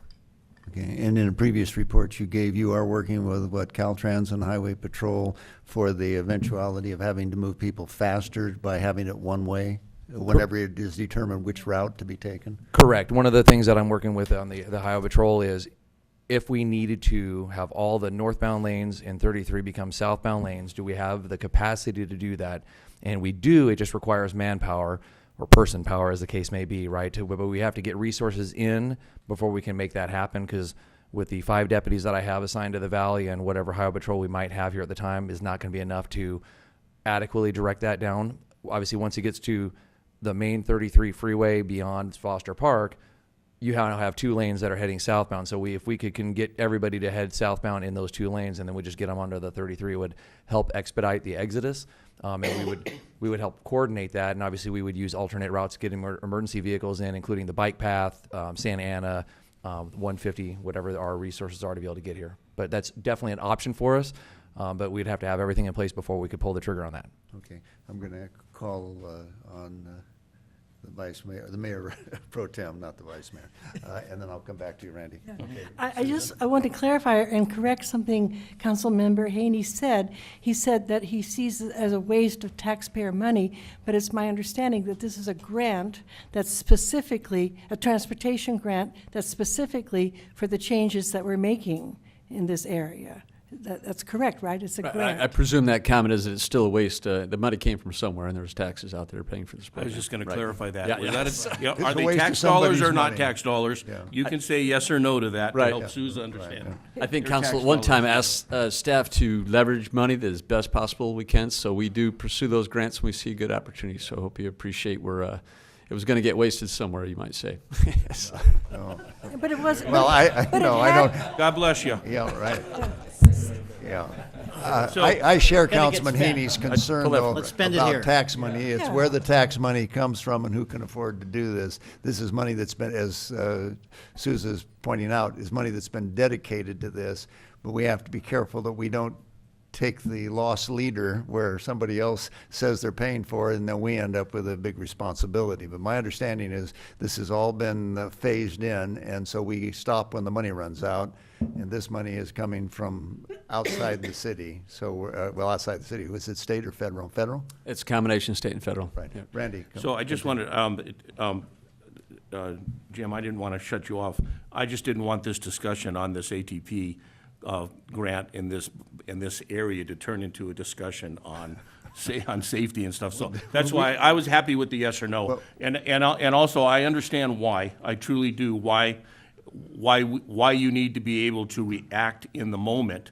For instance, one of the main concerns that we had in the Thomas fire was the fact that people were leaving town and were running into congested streets and didn't have the proper communication as to where to go and what were the best routes to go. So that's what I'm saying. So I understand that in real time, even if you had a plan, that plan's gonna change. So I understood that. I just didn't want to get into a, Okay, did you have another question? Yeah, well, yeah, I Staff? have quite And a I- few. And then I have a public comment card. okay. Oh, well, Mayor, go ahead and let the public comment. Weigh in, We okay. I have a lot of questions. Russell? Thought you didn't want this to turn into a lengthy debate. We are a discussion. Well, We can cut it Greg- off after public Greg comment. opened the door when he started showing pictures. Oh, okay. Russell Sidney Miramonte. Honorable Mayor and council members, thank you for the opportunity to speak and for getting the parking, first responder, and vehicle safety concern addressed for the Active Transportation Project. The Active Transportation Program funding is specifically from greenhouse gas reduction money to promote active transportation with the goal of reducing GHGs. Bicycles, electric bicycles, and related modes of transportation are an effective alternative to using fossil fuel burning greenhouse gas emitting vehicles. These and electric vehicles are the two proven modes of personal transportation for eliminating greenhouse gas production. Promoting the use of bicycles comes down to making them safe to ride. While there is progress being made in adding safety features, there are still key bicycle safety elements that have yet to be given solid consideration. The elements in question involve trade-offs that impact the use of community resources, which calls for your leadership and direction as to the priorities involved. The next bicycle safety questions for the active transportation project on our highways are: is it necessary and appropriate to use the landscaping around the Y intersection of Ojai and Maricopa to help family-level bicyclists navigate safely through this key intersection? Where do family bicyclists need to cross Ojai Avenue? And how do we include bicycle safety features that would allow riders to get to and from the Ojai Valley Trail safely? Would it be important to enhance access from the Y to El Paseo in support of safe routes to school and a safe parallel route from downtown to the shopping and services in the area of the Y? Each of these represents a barrier to safe bicycle routes in the city. They are not given priority consideration. If they are not given priority considerations, the routes may be compromised along with the ability to travel safely on bicycles. These concerns are not addressed for family bicycle riders in the design concept. You were sent an email with information related to these priorities, as well as a landscaping concern that Councilmember Haney, I believe he just actually spoke to it, but he can provide further insight on that. Please take an active role in considering the importance and priority to be given all bicycle safety concerns, with the three above being not only vital to the safety and viability of local bicycle safe transportation routes, but to creating an effective way to reduce our greenhouse gas emissions. Thank you for your efforts and your directions. Thank you, Russell. Okay, I'll take a couple more questions of staff, and then we'll get a motion, and then we can start moving towards conclusion of whatever the council wishes to do tonight. Are there any more questions of staff? Let me check my notes here. I'm pretty sure I do.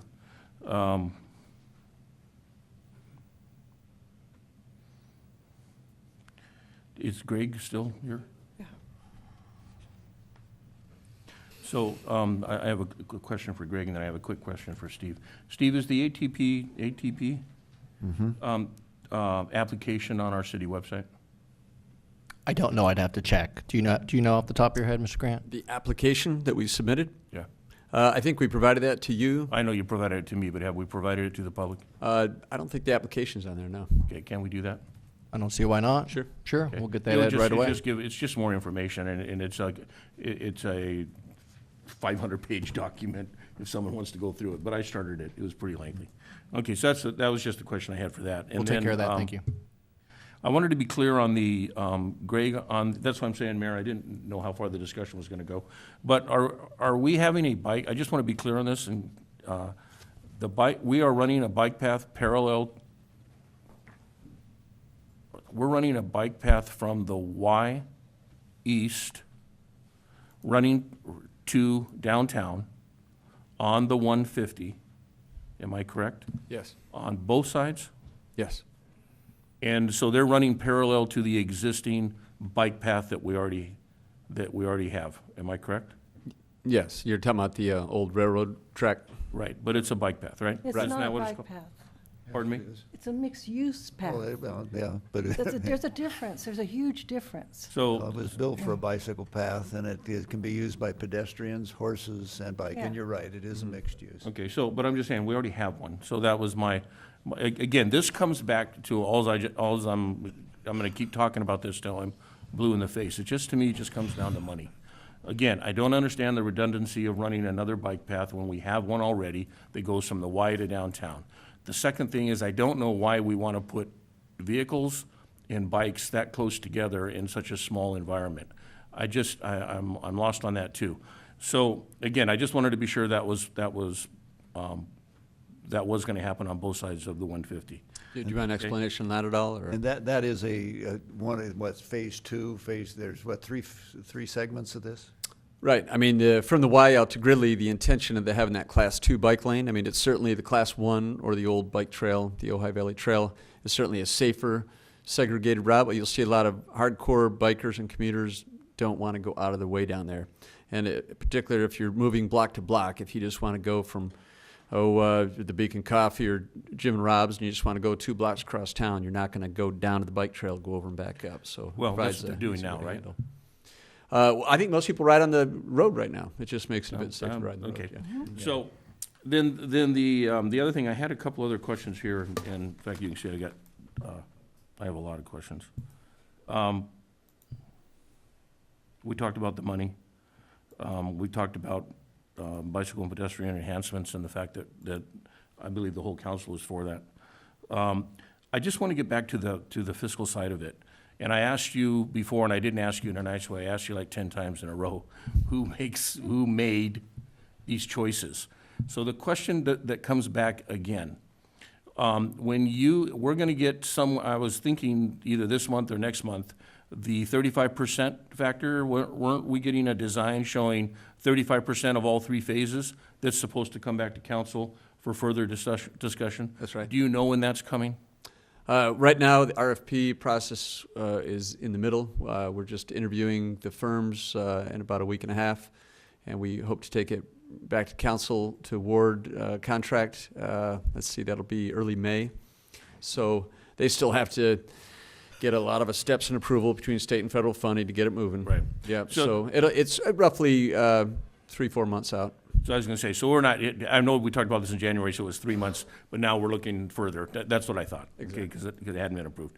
Okay, so before we go any further, we're gonna have the opportunity to discuss this again in more detail and in more length, and we'll actually have some design features, and we might even have some monetary values placed on each of these specific areas at the 35% level, correct? That's right. The January meeting, you prioritized the highest priority to the secondary and tertiary priorities that will be funded. Okay, and then I think the last statement I want to make, Mayor, is when I read your report, first of all, how much did the report cost?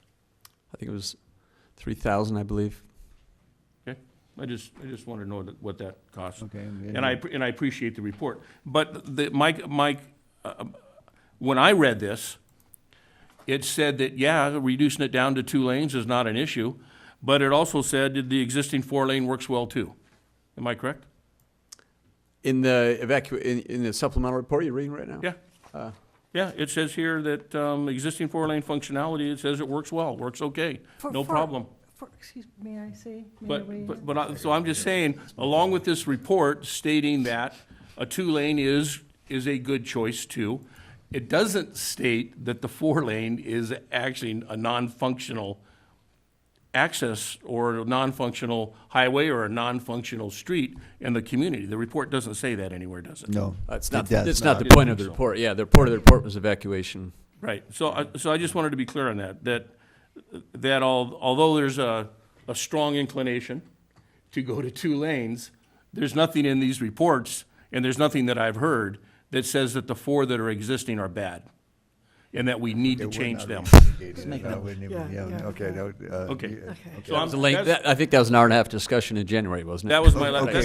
that's my last question. Thank Okay, you. so before we go any further, do I have a motion? Yes. Have a motion. Yes. Okay. I would like a motion speaking just to the narrow recommendation of the staff report, narrow recommendation of the staff report, to receive the staff report and direct the staff to incorporate the recommendation into the final design of the lane reduction program, having to do, I believe, with the 40-foot instead of 30-foot landscaping spacing. That's my motion. Okay, I'll second. Second? Okay, did Yes. you have something you wanted to add? Oh, I just want to say, I thought this was an excellent, comprehensive report. It addresses every concern during emergencies, including the situation at the hospital. And anyone who has concerns about evacuation, emergencies, I think there would, if they read this report, I think everything was addressed, and I really appreciate that. So yes, it's my understanding that all that's we're discussing tonight, when you mention let me see if I can clarify what Councilmember Haney said, there's not a problem with 4 lanes during an evacuation. The report didn't say there wasn't a problem with safety. That's, No, I think what Councilman Haney was saying is the report didn't say there was a problem right now, that we have to do this to solve that problem. What we're doing is we're making a choice without adversely affecting public safety, emergency evacuation, and creating, depending on your point of view, a safer alternative mode of transportation. So, okay, we have the motion, have we Do we get a second? exhausted this? Okay. I second it. Do you want a roll call on this, or does it make any difference? No, we should do a roll call. If there's likely to be dissension, a roll call may be useful for the record. Okay, well, Can I just say one more comment, please? okay. Okay, and then- the point that was made about that there's a bike path or a mixed-use path running parallel to Ojai Avenue, and I think what you were trying to say, again, there's a difference between recreation and transportation.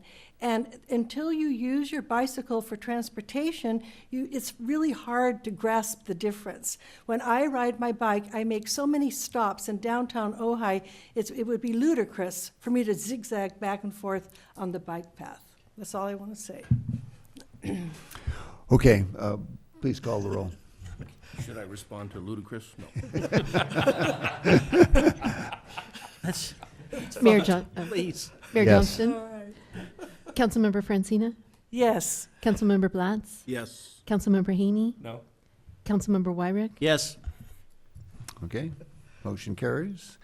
We now are on item number 4, review and discussion of the annual housing element. Mr. City Manager.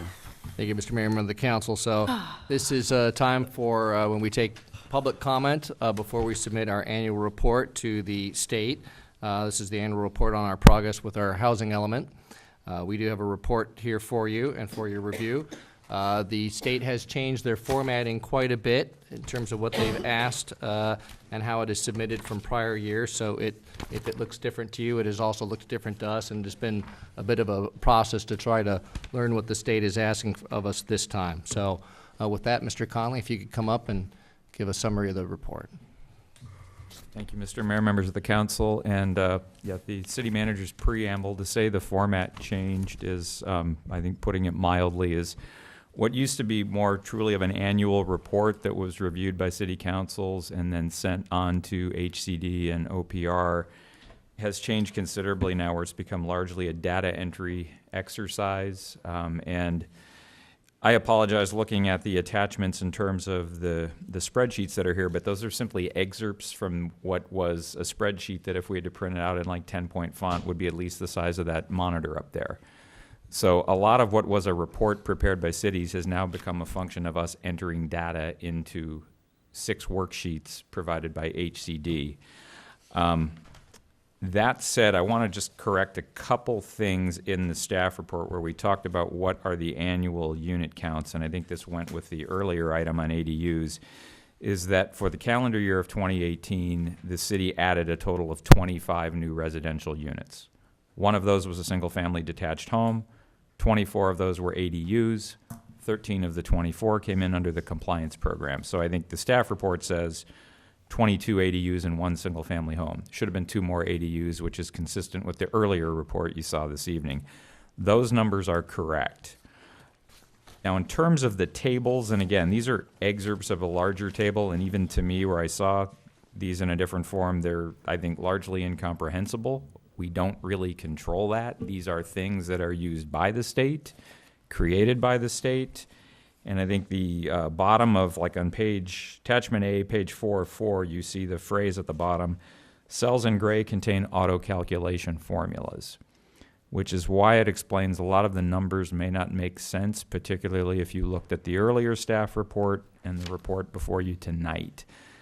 All I can say is this has now really become a feature of the state getting data from the city, where we're entering things, my understanding, while I did not do the data entry personally, we're essentially entering addresses and information about Ojai projects and residential units we added, And then these numbers are essentially created by the Housing and Community Development Department. So when I look at even on the one summary table here, the long horizontal table with the very small print, I can tell when it says total units for all years to date. At the right side of that, it says 46. I know from the previous report we added 54 ADUs alone, which is 8 greater than this. So there is a discrepancy in the numbers.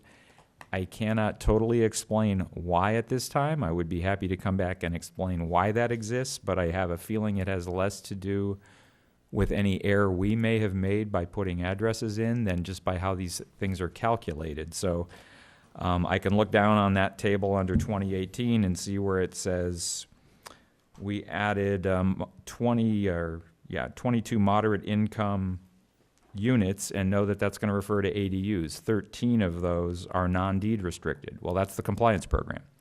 I can't explain why under the 9 it's not 11, because on the previous report it's 11 and I know that number is right. So there are discrepancies. The only way I can look at it is while these are numbers and they seem to make sense, it's almost like translating something into a foreign language. It makes sense to somebody looking at it in Sacramento, not necessarily to me. So I'm not sure I could answer all the questions on the attachments. In terms of the number of units we added for 2018, those I'm comfortable talking about. I know personally I want to follow up with this as we get into our RENA cycle to make sure we're certainly not penalizing ourselves. I know if we've done 54 ADUs already that have certificates of occupancy in the same cycle, and I'm seeing 46, we're already getting shortchanged there. So I suspect we should have more like something in the area of, say, 70 units or more, not 46. That's something I think we need to clarify with HCD, but again, we have limited to no ability to affect these tables and what's getting spit out on there. And I think we need to get our housing numbers recognized for what they are. But in terms of this, what's become largely a data entry exercise instead of filing a report, we're sort of stuck with what we have. And I didn't feel it was going to make sense to print out some monstrous table or 6 worksheets and attach this to what really should be a minor summary. We added 25 units in 2018, 24 of which were ADUs. So I apologize for that part of the report, but we wanted to get this done by the April 1 deadline. I'm happy and expect to follow up with HCD because I want to understand this as we're talking to SCAG and working on our RENA number, and it is important. So that kind of Luke, is the follow-up that you're speaking of to Sure. reconcile the disparities? Is that? Yeah, and especially if there is a disparity. So Right. if we're actually not getting credit in particular for units we know we added and can verify that we added, we need to be getting credit for those. Some of these, know why if we're not. for instance, like in one of the tables on the back here in the middle that says submitted application summary. That's the heading. And you look down there and it says it's 4 zeros. So you'd say nothing happened. The reason there's zeros is because that table only pertains to very low income housing, but I can't modify their table to print that heading out. So it's accurate, but by looking at it, you'd have no clue what it pertains to. It's focused purely on deed restricted, very low income housing. So if I'm sitting in HCD in Sacramento looking at it, that makes sense to me. I look at it here or present it to you, it doesn't. It looks like we had no housing activity. So those are some of the discrepancies where we tried to print excerpts that seem to make sense, but in hindsight, I look at this, it doesn't really. The one entitled unit summary table, that one actually is accurate where it shows the 25 units and I can account for those. Above moderate is a single family detached home. The 13 and 11 total 24, those are the ADUs. The 13 coincides perfectly with the compliance program. Other than that table though, again, these are more creatures of the state for their information, not for ours. Mayor Johnson? Bill? Just a quick question.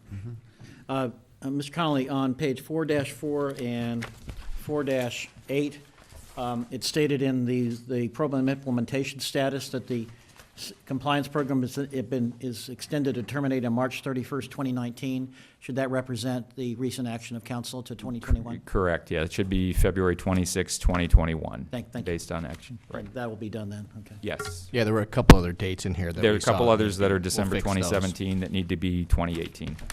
Okay, and Luke, you say this is a new format or a new way that they're. New this year, it was a surprise to, Bill Miley, one of our residents who puts in considerable time working on the housing, particularly the affordable housing element of everything.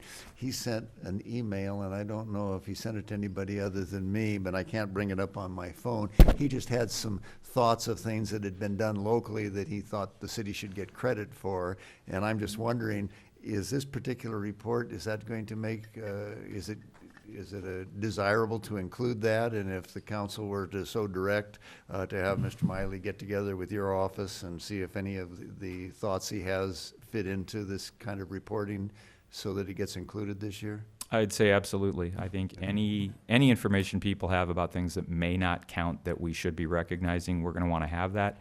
I don't know right now how long the process is going to be before we get a new RENA number. It may be up to a year.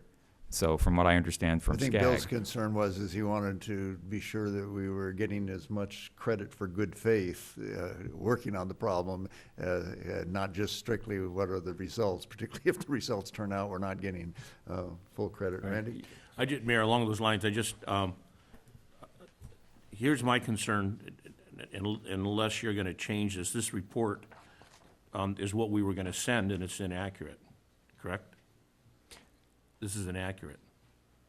It doesn't match our numbers and it shorts our numbers. But again, I don't know how, essentially you're entering information into formatted cells and I don't know how they're formatted.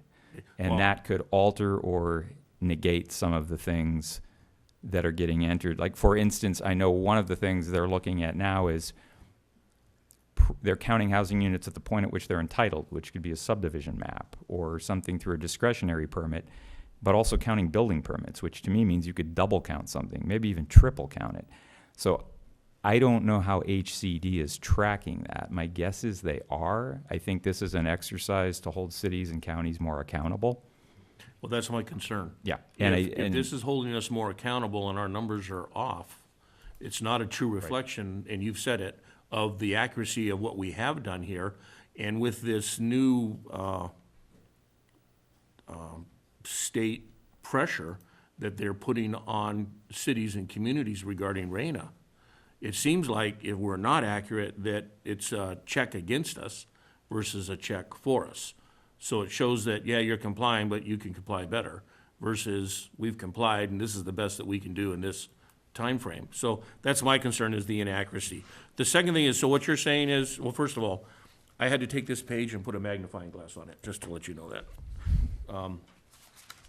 I am blind, you guys, but that's really fine print, partner. It may not be your glasses. Did this report come from HCD? Is that what I heard? This is, yes, the report now consists of their large spreadsheet, which is 6 separate worksheets. It's really a function of data entry rather than a report Data prepared by entry the from city. us. From us to them. Right. Right. And with this new report, did we receive any training? Did anyone receive any training regarding this new format or anything? No, I was not even aware the format had Okay. changed, and we had the same planner who prepared this last year do it. So if something had gone out on that, I'm not aware of it.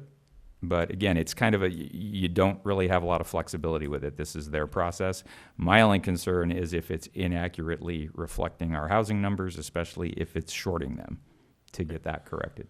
So the next question I have, Mayor, and this is for you, is I would like to get more in-depth into all of this, all these line items in here that say ongoing, because I'd like to know what ongoing means to you, what ongoing means to the city manager, and what ongoing means to the council.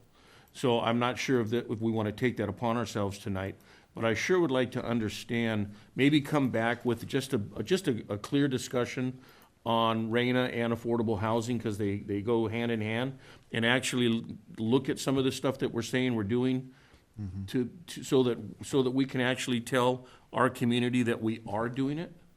I think a lot of this is just, like when I read ongoing, that just means ongoing.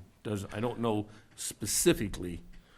So what we're asking, we're being asked to sign off on something that says ongoing, but I don't know if any of us know what specifically with each line item what that means. That's all my concern is. I assume ongoing means it's a continuous process. The progress, if that's what you're talking about, it doesn't tell us what progress we're making, but that's what the data is supposed to.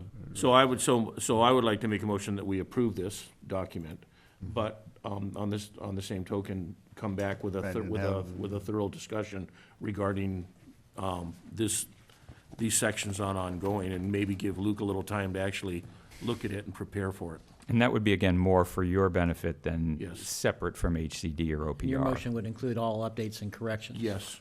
I'll second that.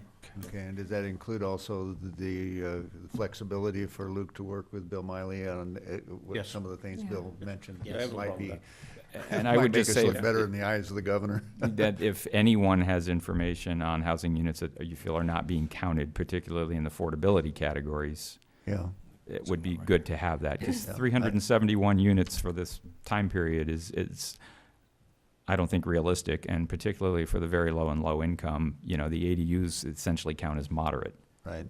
So anything that we can get to count towards that number would help. Okay, so we have a motion and a second to accept the report and direct staff to file it. There's no further.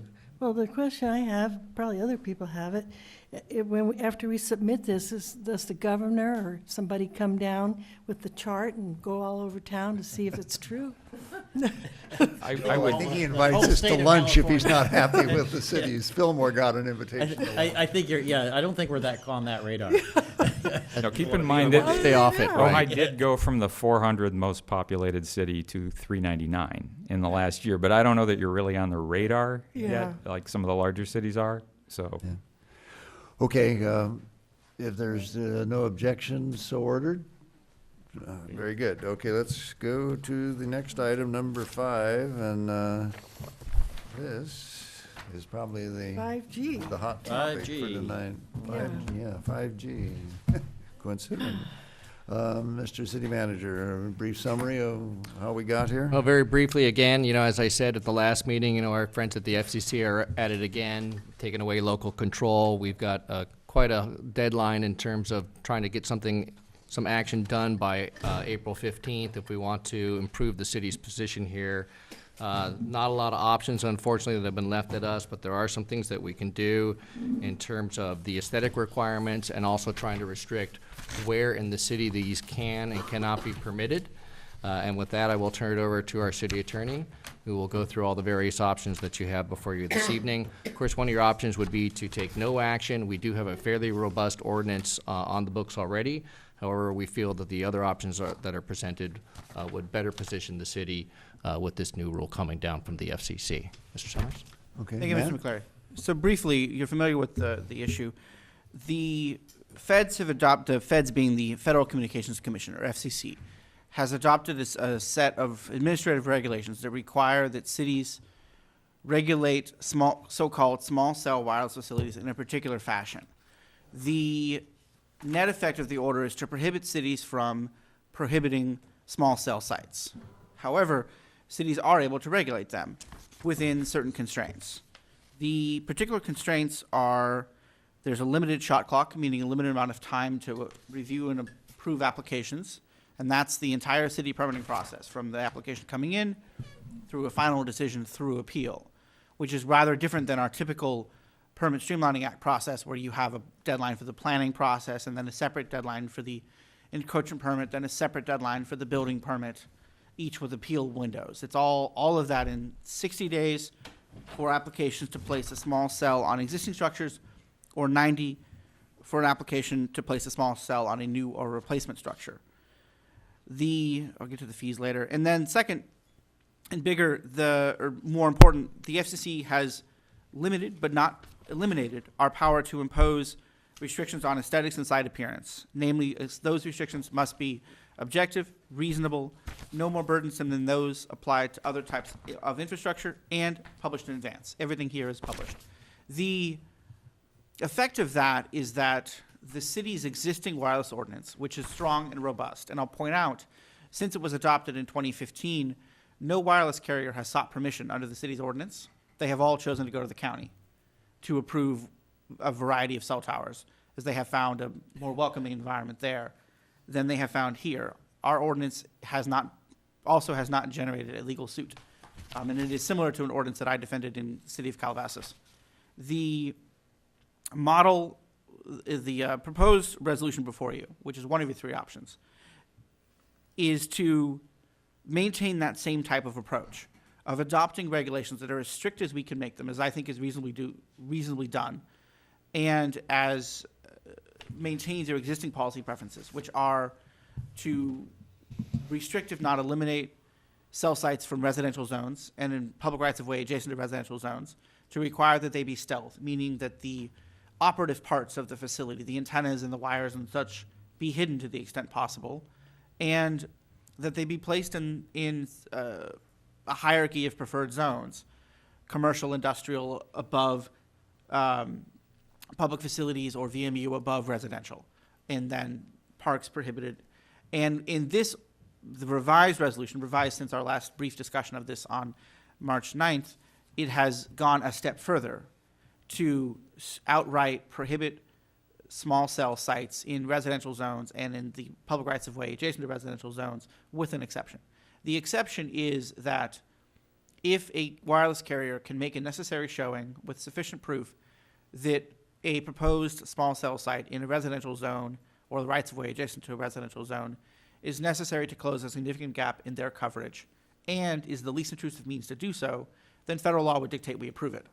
The likelihood of that applying is fairly narrow for two reasons. One, the geography. As you are deeply aware, we are a relatively small city at the flat of a large valley. Cell sites rely in part on height. The areas that are height are outside the county, or in the county outside the city. Second, with respect to the small cell sites, there are smaller, both physically and in power, or in antenna capability, meaning we expect that they would be able to find another way to close their gaps if they exist in a place that isn't necessarily in a residential zone, given the fact that we have significant portions of the center of the city that are zoned commercial, not residential.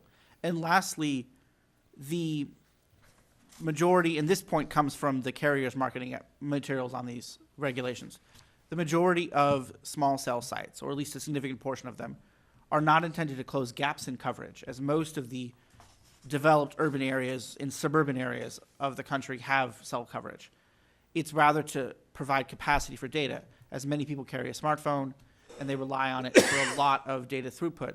The carriers marketing is that their challenge that they're facing, and what they went to the FCC to ask for these regulations, was data challenges, the lack of ability to get enough data through to people who are watching many movies or videos or doing work on their phones or laptops routed through their phones. The second component of that, looking out 5 to 10 years out, is that I expect the wireless carriers will shift to set themselves up as a direct competitor to cable television, to go to the homeowner and say, instead of having Spectrum or Time Warner or whoever provide your cable television, and in some cases with the quote triple plays, also your internet and your home phone over VoIP, why don't you come contract with Verizon or AT&T or Sprint and have all of that provided through wireless cell sites? That also will require a massive amount of data, and that's where we're expecting to see these applications come in. There are cities that have seen a lot of them. El Monte in urbanized Los Angeles has seen approximately 80. We've heard Thousand Oaks has seen something like 80. So there are places that have seen a lot. I'm not expecting that volume here for the reasons I've discussed, particularly the geographic reality. The recommendation, and one more point. The approach to adopt a ban of residential zones with this exception, if necessary, is drawn from Mill Valley, which was recommended by the council at the last discussion of this. And the overall approach that I recommend of the three options, and I'll discuss our options in a moment, is to adopt these regulations to preserve as much as possible the existing ability to regulate and limit the impact of these sites. The feds have preempted the ability to ban them outright, and adopting a complete ban, as some cities have done, could create a target, as opposed to adopting a rather strict set of regulations, vigorously enforcing those, and encouraging carriers to evaluate alternative options that may provide themselves greater success. That may be a better way to accomplish the ultimate goals while also preserving the existing strong aesthetic character of the city. Lastly, your options are to adopt a proposed resolution, to adopt the same standards by ordinance, whether urgency or regular, or to take no action and rely on the existing wireless ordinance, which doesn't have particular requirements governing small cells, as that's a new category created by the feds, but has a rather robust siting requirement. Between the first and second of a resolution and an ordinance, my recommendation is to adopt the resolution tonight with adjustments as desired, to set these rules in place before April 15th, which is the deadline to have aesthetic regulations in place for small cell sites. Then to come back 3 to 6 months to see what adjustments needs to be made as applications come in, B, what we can learn from other cities as their ordinances resolutions are challenged, and C, to allow greater time for the more robust public process, loop it through the planning commission, and then come back to council as part of an adjustment of the existing zoning ordinance. Take these regulations, adjust it as desired, and bake them into the code. And lastly, I'll note is a further improvement developed in conversation today. On page 9 of 12 of attachment A, which is the table that was added to the resolution that sets forth the different zones and what's allowed and not allowed, it is implied that a small wireless facility in the residential zoning districts located in the public right-of-way is not permitted, but there's no reason not to state that. So I'd recommend we add a 5th column to the table at the end that would say, under the heading located in the public right-of-way, residential zoning districts, and then all throughout, not permitted, not permitted, not permitted. It's implied, but there's value in stating it directly. And I'm available for any questions on this admittedly complex issue. One thing, if I could just add very quickly, we had asked at the last meeting if the League of California Cities had taken a position on this. We did check. The league did take a position opposing the FCC's decision on this. And just for the record. Thank you. And actually, if I got maybe one more comment, there are several lawsuits pending challenging the FCC's order. 75 or 76 cities to date have filed suit, including Los Angeles, San Jose, Portland, Seattle, the larger ones. Bakersfield. Those suits have all been consolidated. They're filed around the country. Consolidated in the 10th Circuit, which is Utah, Kansas, Oklahoma, the middle of the country. Pending there, the FCC has set a briefing order. They have not issued a stay. In fact, they've declined to do so. And so our recommendation at this time is to proceed because this order is in effect and there's no court order that has knocked it out. But we have built in a Me Too clause, if you will, that provides that if one of those lawsuit succeeds, that's perhaps the wrong phrase. Me Too if somebody wins, not the other Me Too. If somebody wins one of these suits and there's a final order by a court of competent jurisdiction throwing this order out, then all of the permits that have been issued by the city under it will expire 1 year from that date. The reason for the 1 year is A, to ensure that we make sure it's real. In other words, it's not overturned the next day. And B, to allow some time so that the carrier whose permit we would be revoking can't claim that we haven't given them due process or an opportunity to contest that status because we gave them a year, much as you might do when you adopt a billboard regulation ordinance that prohibits existing billboards. You provide an amortization period. Thank you. Okay, I have 2 cards from the public. If are there any other questions from the staff? Okay. Hello, Joshua, and Deborah Crawford on deck. Well, good evening, Mayor Johnston and members and staff. 5G, maybe better known as the X-Files. I have an anecdotal thing from a few years ago. I went to a county meeting about a prospective cell tower being planned for Miramonte. And there was quite a full house. I think it was in the school auditorium in Oakview. And there was a representative, of course, from the county. They wanted public opinion. And so they started by saying there's questions that we want answered relative to the tower itself. What it looks like, where it should be, how it can be best hidden, and so on. I think about 95% of the people there was probably about 40 people, they all were concerned about the health of the tower. And I can't help but notice that in the statements that have been made so far here tonight, we had to jump right over health issues because we apparently don't have any power to address them or make any difference about that. And that's the elephant in the room. This just doesn't fly. There's something more fundamental than an FCC law that's at play in what we are facing and what we are making decisions about. To take away from a citizenry, from a community, the right to have common sense decisions made about public health, the number one thing that is on everybody's mind, makes no sense. This is a quandary. You know, I don't expect us to be able to cook up a magnificently clever answer about how we are going to resolve this, but the issue is pressing.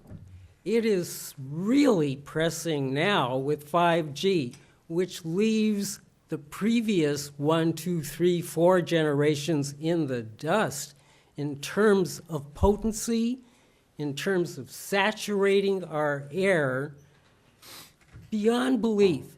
The numbers that I have come across, what this actually does is that it takes the current 4G status, which, you know, somehow we've sort of adjusted to, and it'll multiply it by a minimum of 500% up to 2,000%.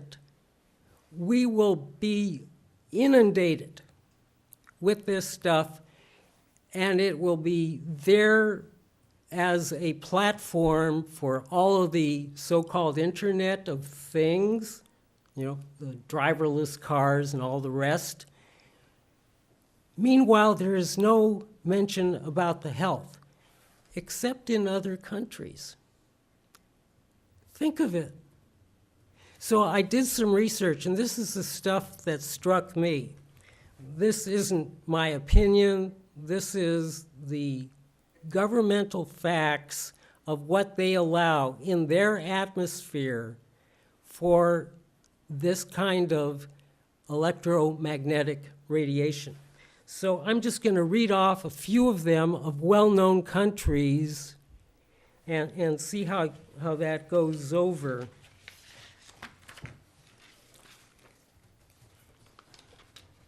First of all, I'll take the suspense away from what the United States allows. And, you know, this is an electric kind of jargon, so I'm just going to condense it into the terminology of density. Okay, I'm going to have to ask you to summarize to a degree, and then we have another speaker that follows on. Okay. It's really important. Mr. Mayor, because this is such a topic of such interest to the public, and we've received 15 letters opposing this, I would request that he be granted, and if only have 2 speakers on a topic that would generate multiple, more. Okay. So let's grant him a couple of minutes, because I'm getting an education from this. Thank you. Okay, without objection from the council, proceed.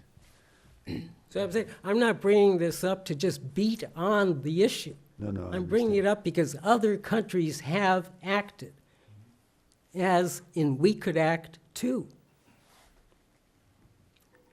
The United States, talking about density, I'm just about the numbers now. It goes from, they're talking about microwaves per centimeter squared. I mean, if you can make sense out of that, but I'm just going to focus on the numbers. The United States has a range of 200 microwatts through 1,000 microwatts per centimeter squared. 200 through 1,000. There is one other country that has similar ranges of tolerance for this kind of radiation. It's Canada. Now let's look at other countries. China, instead of 200 to 1,000, 10. microwatts. Russia, 10. Italy, 10. France, 10. Poland, 10. Switzerland, 9.25. And in Switzerland, if you're talking about schools and hospitals, it's 4.25.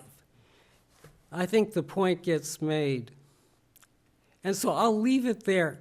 But I would encourage us to not just say there's nothing we can do, because there is something we have to do. Perhaps that means joining with other cities that are fighting back. I mean, if we're trying to represent our own community, we can't say, and unfortunately so, as the resolution says, when it says that it's okay as far as public health goes, and it's okay as far as our general plan goes. It's not. It isn't going to be okay. It's a big concern. Thank you for listening. Thank you for your presentation. Deborah?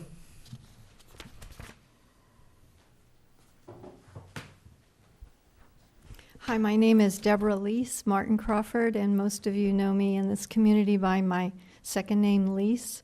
I live at 311 North Signal Street, and I bring that up again tonight because I am in Village Mixed Use. So Village Mixed Use has residential occupants like myself who are living straight across the street from businesses. And I didn't know about this meeting.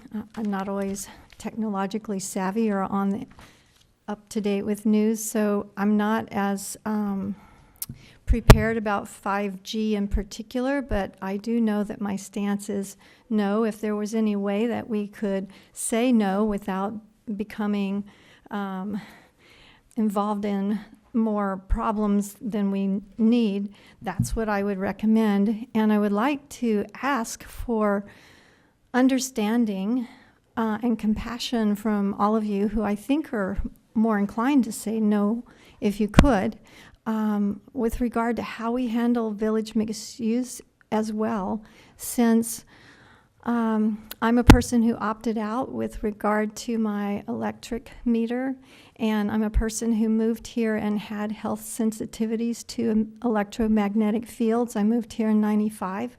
I've been on a healing journey for over 25 years here, and I'm grateful to be this strong, but I wear a Q-Link to protect me from EMFs. I plug in something called a harmonizer. I sleep on a grounding pad. I take my harmonizer when I go to work or go places to teach yoga.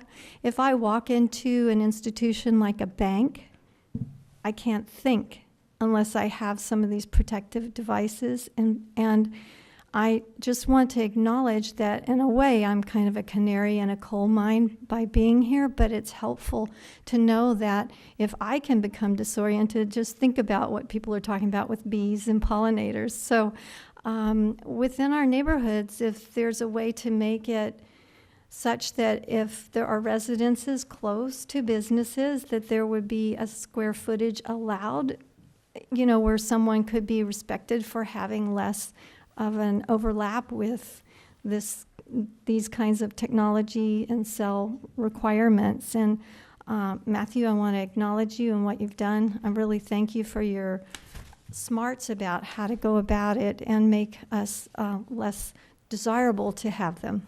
Okay, good night. Thank you. Okay, further discussion or a motion? A couple comments, Sure. if I might. First of all, I really appreciate the comment about VMU, because something this council has directed, and not yet, what we haven't seen it come back from staff to implement yet, is getting the VMU out of its current classification, which is as a commercial and industrial district, and into a special district, which I think goes along with the kind of thing you're saying. I hope that's coming up pretty soon.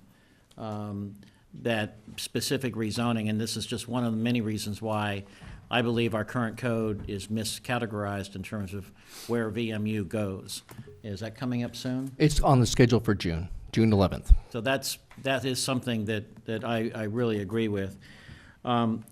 Second of all, I've checked with the city attorney, and I believe that, to speak to a couple of the points, there is absolutely no reason we have to have all these whereases that agree that it fits in our general plan and agree that we think it is not detrimental to public health.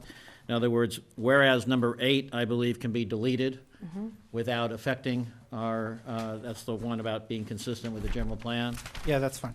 And then the 10th, whereas the city council, I would say, to me, I would like to see it read, the city council finds its policy is, and delete everything about not being detrimental, and just say that it's consistent with Ojai Municipal Code, and not have a finding that it's not detrimental to public interest, health, safety, or convenience or welfare. I would urge that. And then, is there any way of dealing with the specific comment of distance from residential properties, Mr. City Attorney? We could adopt some sort of a preferred distance, to some extent requiring that they, prohibiting them unless the exception applies in the rights of way adjacent to residential districts.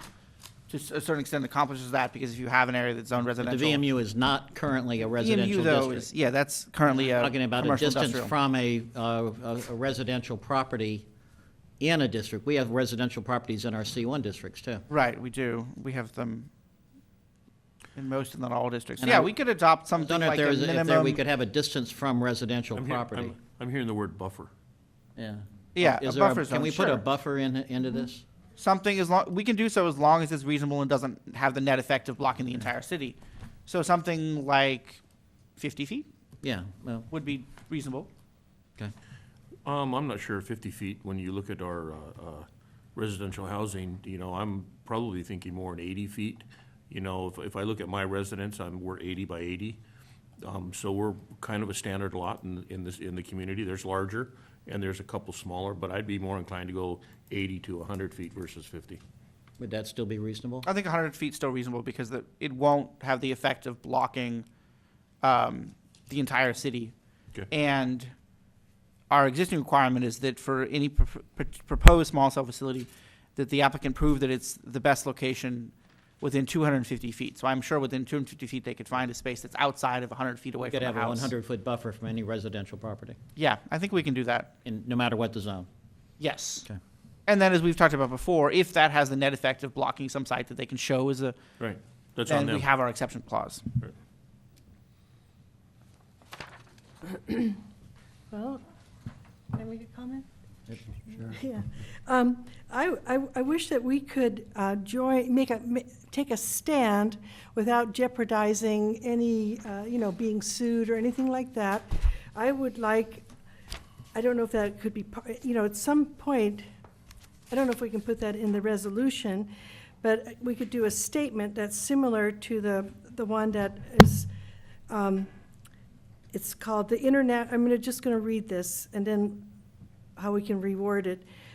It's called the International 5G Appeal. Scientists and doctors warn of potential serious health effects. This is brief. It says, we, the undersigned scientists and doctors, recommend a moratorium on the rollout of the 5th generation 5G for telecommunication until potential hazards for human health and the environment have been fully investigated by scientists independent from industry. 5G will substantially increase exposure to radio frequency electronic magnetic fields on top of the 2G, 3G, 4G, Wi-Fi, etc. for telecommunications already in place. RF-EMF has been proven to be harmful for humans and the environment. And then instead of saying scientists and doctors, we could say the Ojai City Council, that we make a statement if the rest of the council agrees. Because we're always talking about not, slowing things down. And if anything that's come before us, this is an item, it's a good example of something that I wish we had time for a separate public hearing, more investigation. But the deeper I research this, there are so many elected officials, that are opposing. There are mayors taking a stand. There are members of Congress. So, and I think it's growing stronger by the day. So whatever we do, let's make it as strict as possible, and with the understanding that we can change it as we learn more. Mayor and Council, happy to respond to that point. I think the couple of points. On the last one, part of why we recommend a resolution is that it's easier to change as the facts develop and hopefully improve in our favor. Second, with regard to making the strong policy stance that the city is opposed to this federal gift to wireless carriers and is opposed to the significant federal laws that preempt city consideration of health effects and health impacts of electromagnetic radiation, et cetera, I would recommend two vehicles. One is language could be thrown in the recitals in the resolution, and two, letters could be prepared and sent, drafted by staff for the mayor's signature to go to the League of California Cities, the National League of Cities, the state senator, the state assembly person, and I forget the name, but the congressperson here. Yes. Because, thank you, Julia Brownlee. Yeah. FCC. Yeah. And Yeah. Mr. Yeah. Pai and the others on the FCC. The heart of the success the wireless carriers have found is rooted in their rather effective federal lobbying ability. Right. So the cities can do well. The more we can do to work against that, the better. Hence, that letter approach may prove successful. May, if not prove successful, in one letter, there is strength in numbers, and the more we can bring it forward, the more we can help improve things. Yes. So I'm going to try a motion. Yes, please do. That we, You're so good at it. I move that we adopt the city attorney's recommendation in terms of the language you suggested, that Councilor Francesa suggested for incorporation in the resolution and letters to all relevant parties, that we delete and modify the two whereas mentioned, that we establish a 100-foot buffer loan to residential properties, and that we add the recommended fifth column by the city attorney on page 9 of 12, attachment A. Okay, I'll second. Steve? Sorry to, but also just going along with the direction of your motion, and perhaps I missed this, but there's another whereas in between the 8th and the 10th, which states that this policy implements the general plan's visions and desires for the community and is adopted in the public's interest. I much appreciate that, and my motion I would amend it to include that deletion as well. That was my assumption. Okay, thank you. Yes.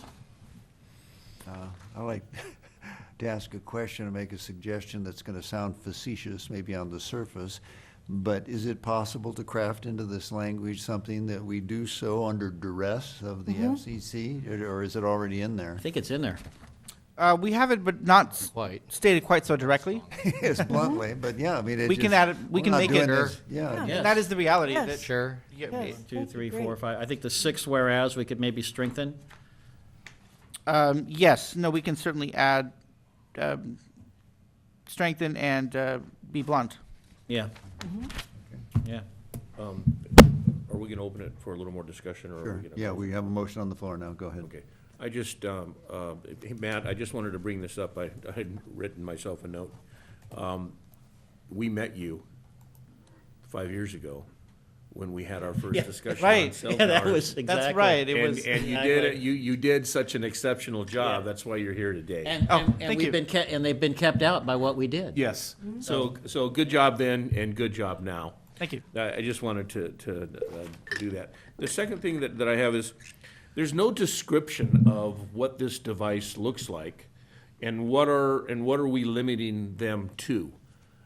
Is that something that we need to have in this, or is it something that we can bring back and add later? So the descriptions vary in terms of each carrier has a different model, and sometimes within the carriers they'll have several different models. What I'll point you to is the stealth definition on page 3 of 12,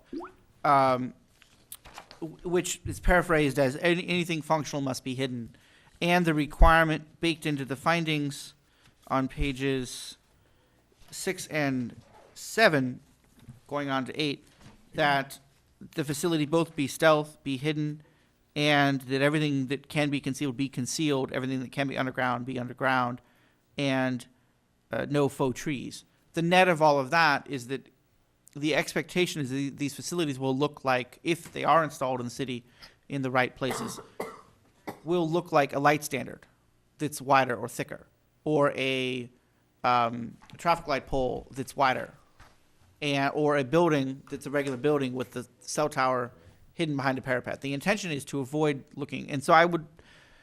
That's why I'd recommend. Well, the only reason I'm asking is interesting. Sousa was sending around a picture of a pole with all of these little boxes all over it, and I wasn't sure if A junkyard on a pole, I think. I wasn't sure. I wasn't sure if that's what we're inviting. But what was interesting, Sousa, I don't know. I opened up that site.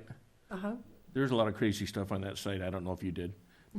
So I mean, crazy. Well, they try to appeal to young people, I think. But it's crazy. Yeah. So I mean, it that's was why too when I saw that bad thing, to I young went, guys. holy moly.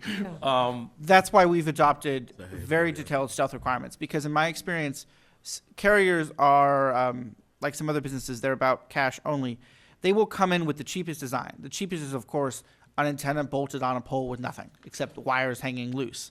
And if we tell them that's going to get denied, and by the way, you're going to be stuck in a difficult process, come back with what's acceptable here. What's acceptable here is hidden. Well, Right. they'll do So it. what is potentially killing us will not be noticed? Is that? Well, and I realize that I'm mindful of the health impacts, and I'm mindful of those concerns, and that's where, because we can't directly regulate health impacts unless you wish to go down that path, the recommendation is to do what we can, and the best we can do is limit them in as many places as we can limit them. We put them as far from homes as we can, in order to protect our existing residential community aesthetic character, which Right. we are allowed to protect. Right, but that still doesn't stop them from placing I have no idea what these units look like. Let's say it's 1 foot by 18 inches strapped Size to of a backpack, to a I think. pole or something of that nature. If that's all they have and you can't put that underground, we're gonna be stuck with that unless we have something in our policy that says, that excludes something of that nature. That's all I'm trying to say, is I think maybe we need a little more information on those types, or what types are available, just so that if we need to amend this, that we can down the road. Well, I think one thing that we could look at would be developing together with Mr. Colony and Mr. Grant, kind of a what's the word I want? Acceptable and unacceptable, as we have in some portions of our zoning code, where there's pictures of acceptable development Right. and pictures of not acceptable development. I'm thinking of hillside standards. You can't have the house silhouetted on top. It's got to be kind of down on the hillside. We could do the same approach, do that at the staff level, and bring those back, either bring them back for council approval or And bake them using into the the staff resolution approach. instrument, it can be instantly effective. Right. Yeah. And that would give us a chance to kind of develop a taxonomy, so we can hand it to the carrier and say, when you come in with the cheapest possible solution, no, come in with the more effective, better looking solution. But it doesn't answer the health concerns, that's true. Yeah. And it doesn't, aesthetics to me are secondary to the health issues, even though that's not officially on the table. And I'm very concerned about putting things underground because of the effect on roots, plants, animals, insects. If something's underground. Well, Unless they're near a gopher farm. Well, and what's underground for the most part is not the antennas. It's not the devices that emit wireless radiation. Power supplies. What's underground is the power supplies, the remote radio units. It's the equipment that accomplishes the signal modulation and transfer from the fiber optic line that comes into the facility and the airwaves that go out. Not to oversimplify it. So it's transformers and 60-cycle power lines. Okay. Well, anyway, as long as we make it as difficult as possible. And that's what this That's does. the I think. In goal. short, that's how this is structured. Yeah. Okay. And by a provision that speaks to the duress, that the contract will be invalid in the event that we can prove that it was harmful, or that the governments The government, Yeah. can push back. Okay. Further, Ryan? I'm not sure if we had on the motion on the floor, if it had the suggestion that we add some language about the preemption of the FCC and that quote unquote doing this under duress. But I think under the fifth and sixth whereases, some language, because we talk about this preempts it. I just want to make it clear, and I think Mayor Johnson said it as well, but we want to make this clear to the public that this isn't an option. We aren't deciding to allow this. we are preempted by the federal government and the Federal Communications Commission for being able to restrict this any further, and we're pushing it as far as we can go. And what we're telling our staff is, we may not be able to say no at this moment, but if that changes, we'll say no as quickly as we can. And we want to make sure we're putting the most legal, strenuous restrictions on it as possible, and that's where we're going today. And it sounds like, Matt, even though there's a statement in here that this is as restrictive, it sounds like some of the aesthetics is essentially that list you're talking about of including or not including. Is that essentially what is out there that's no more burdensome than those other restrictions as applied to other types of infrastructure deployments? Yes. Okay. In part, taking into account the fact that our existing rule for new development, say a new subdivision, would we have one come down the pike, is that everything be underground. And that is what is a critical point. Maybe too Our far. existing requirement is that new infrastructure be underground. Obviously, we have above ground infrastructure that extends till its useful life. But new things that are underground, as is obvious, a wireless site can't be fully underground. The antennas have to be above ground to work, but we're requiring that everything else be underground. Okay. And that's exactly the same requirement as we have in place on other new infrastructure. And if we do find any health and safety concerns, at that point, we can revisit this and decide at that point how we want to move forward under that, with that new information. Is that correct? And if the Congress amends the portions of the Federal Telecommunications Act that preempt our ability to regulate on the basis of health and safety concerns. Okay. And then my only question is, I don't know if the motion on the floor includes the language about preemption, but I don't know if we need to amend that or not, but I would. I think it does. I think it is in there. Okay. From All my right. list Very of well. changes. Is this is coming back to us? No, it's tonight, because we want to get this in effect right now, Okay. by resolution. That's the By- important. We need to get this in now. Right, well, I was saying that we have till April 15th. That's why I was wondering, is it coming back for a final reading? But if it's not, let's resolve it. Well, it's not an My ordinance. recommendation would be to adopt it with direction to make those changes tonight. Perfect. And then in 3 to 6 months, we'll come back to the planning commission with baking this into the ordinance. Okay. Okay. All right, ready for a vote. Are we? Ask a question that I forgot when I was at the podium. Yes, come on up. In drafting this, my one question was whether a year is required for them to pull out, if there's a shorter time interval, because like if you get a notice to move out of a property, it's 60 days. I think 90 days or something shorter than a year might be considered. Something shorter would be lawful as long as it's reasonable. No shorter What's than the shortest we can do that you'd consider legally reasonable? 90 days. Okay, let's do it. 90 days. Yeah, 90 days. right. Thank you. Okay, so nothing in what we're about to do is saying that we are capitulating and giving up and that we're endorsing this. We're merely saying that in the event this is the law of the land, that we are putting in place what little local control we can impose to be sure that it's as unintrusive and as safe as possible. Okay, if no further comments, I guess, is this a roll call, Matt? Let's call a roll. Yeah, call the roll, okay. Councilmember Wyrick? Yes. Councilmember Haney? Yes. Councilmember Blatz? Yes. Councilmember Francina? Yes. Mayor Johnston? Yes. Thank you, guys. Okay, Thank you all. And I'll make one final comment, if I may, which I neglected to mention earlier and was reminded by Chief Freihoff. Among the other requirements, this, as just adopted, also requires compliance with our cultural resources resolution. It's in for work there. that is done underground. It's in there. Yeah. okay, we are down to, number 6? Is there a number 6 in Yeah. here? That's correct, yes. Yes.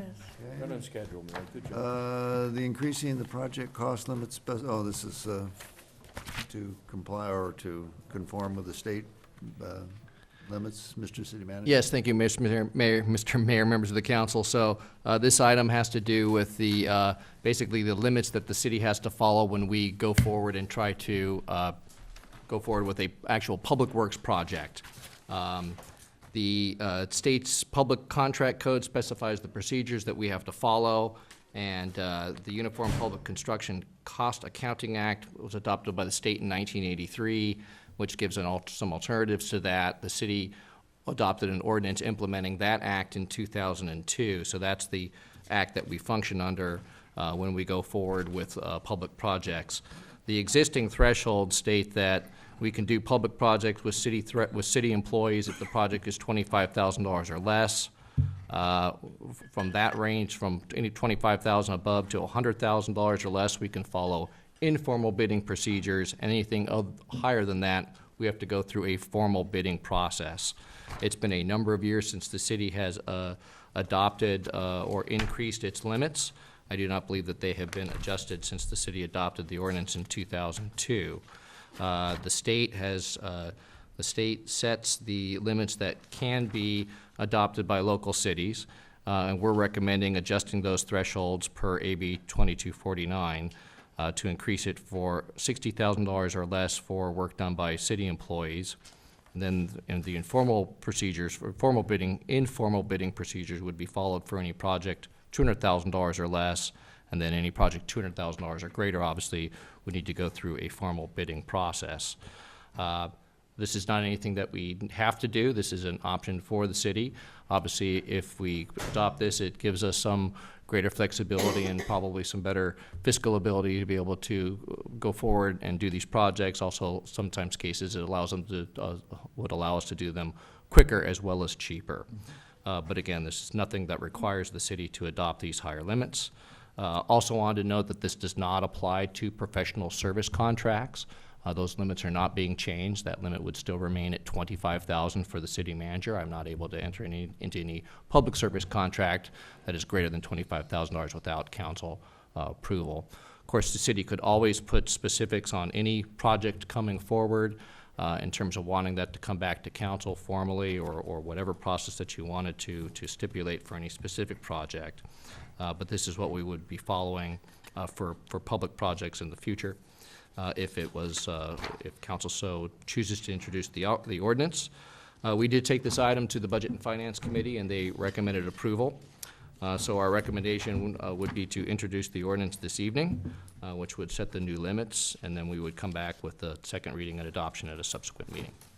Happy to answer your questions. Okay, any questions? I have some questions. Yeah, Randy? So Steve, can you explain real quick informal and formal procedures on the bidding process? Sure, I'll do my best. So probably better for me to start with what a formal bidding process is. The formal bidding process, you actually have to put out a request for proposals. It's a very formal process. The bids come in, they are sealed, they are all opened at one time, and then you have to select the lowest responsive and responsible bidder. With an informal bidding process, it's much more flexible. You don't have to go through the formal process. You can go out and you can request multiple bids. You even have an opportunity to have some give and take, some discussion, some dialogue with the other bidders to try and see if you can get them to change their bid or to see what perhaps works best for the city. But again, so probably the best way to think about it is with the formal bidding process, you're actually going through that process of advertising, soliciting bids, having them come in, they are sealed, and they're all opened at the same time. So it's a much more formal process. Okay, so I guess my concern is in the informal process that that there could be some maneuvering that may not be in some contractors' interest, and it might be in some other contractors' interest. I was just wondering about that. How many of these? We're moving this ball up quite a bit. So Correct. the question that I would have is, do you have the staff? Do you have the supervision? Do you have the management in place to do $100,000, $200,000, $60,000 jobs? You think you do it with the employees that we have? No, that's not what this is. Well, that's not what it's, right. Yeah, currently, it's 45, and it's moving it to 60 for employees, is that correct? It's actually 25. We're moving it. 25 and being And we're moved? moving it to 60. Correct. Same question. 25 to 60, is that what you? Right. Yeah, okay. So that the is a same big question, drop. I'm sorry, Mary, you're right. So the same question is, how many $25,000 jobs have we done in the past with the resources available? And are you projecting that with the same resources that we can now do $60,000 jobs? That's, I think, a fair question.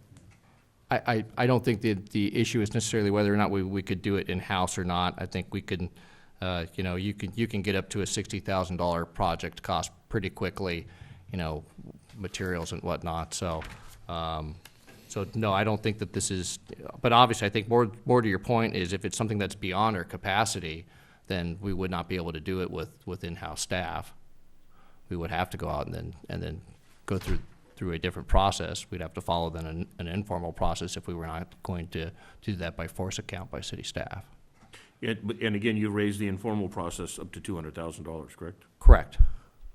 The concern I have too is the use of regular crews that are stretched already. At least they should be when you look at the amount of tree trimming and things and weed Sure. cutting and all that. And then I used to work for the oil fields as a kid, and there were days when the foreman would come out and say, this looks like this would be a lot more fun to work on a project than to be just, hoeing weeds. So we all kind of like the projects, and I'm just, Right. that bothers me if we end up, if it's materials, that's one thing, but if it's the labor costs, The idea here isn't to try to bring more things in-house. I think if anything, it's to give us greater flexibility so that if we did have some of these higher projects, we don't have to go through the formal bidding process. But I would say it would be our duty if it was more cost effective to use outside contractors to do the work, or if it was just something beyond our capacity or beyond our capability, then yes, certainly we would be looking to do that without, from outside the city staff. Mayor, just one last question. So when we did the Libby Bowl build, Yes. okay, how did we pay for all of our city employees? What process did we use to pay them for all of their time and work on that project? Was it under these same guidelines? So of course, that was a large contract that was let through to a contractor. So there may have been particular work that the city staff did to assist with that. City staff participated in a lot of it. Right. At least the days I was there were a lot of, now maybe they were off the books working on their own, but I interacted with a lot of city staff. I was just wondering how this would have impacted that. Would it be a benefit? Would have that benefited us if we had more money just to utilize? Or did that restrict us if we only had a $25,000 limit? Well, that was a very large project, so we had no choice but to do a formal bidding there. So the use of the employees in that project, I'm not sure exactly what their particular function was. They would have been paid as city staff members doing that work. Maybe I'm not understanding your question. In conjunction with the private contract. We had to Okay. account for that time some way or somehow, didn't we? I don't know the answer to this question. Okay. I was just wondering how that would impact future projects of that magnitude, because I see another park build going on at Sarasota someday, and I'd like to be able to use this policy to help us do things in-house along with contracting out if it could save us money.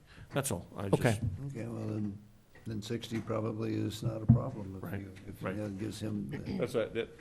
Okay. I have one question. Yeah, Ryan. In paragraph 2, I just want to make sure, because it says the act authorizes public projects of 45,000 or less to be performed, and then it's 60 in the ordinance and 60 on the chart. Is it definitely 60 or is it 45? The first sentence of the second paragraph? First on sentence page of the second paragraph. Are you looking at the ordinance, or are you on the first? No, the staff very first discussion. page. Staff discussion, I first was sentence of reading it. I second thought that didn't- paragraph and staff discussion. The act authorizes public That projects. was Oh. the standard before the latest bill, AB 2249. Right. The previous rule was it was 45,000 and 175,000. And we never raised And it. we had never raised it above 25 and 100. Okay, but 60 is the new number. The new number, which I clearly could have been, Sorry, we didn't make that more clear. I just want to make sure we got the That's right in the number. revi- 'cause But that's they're- in the revised ordinance. Correct. Yeah, Yeah. it's on the ordinance, yeah. Correct. It's just on the first page, it was different. Right. Okay. and that's detailed a bit on the second page of the staff report. It was AB 2249, took Okay. effect this year, that If we just went to Up the what the old limits. law said, we'd be giving them a good bump, right? Well, Mayor, I'll move to introduce the ordinance which amends Ojai Municipal Code, Section 7-4.05 to conform to the cost limits in AB 2249 and Public Contract Code Section 22032. I'll second it. It's been moved and seconded. Any further discussion? If not, call the roll. Mayor Pro Tem Francina, Yes. Councilmember Blatz, Yes. Councilmember Wyrick, Yes. Mayor Johnston, Yes. Councilmember Haney. Okay, brings us to council member reports.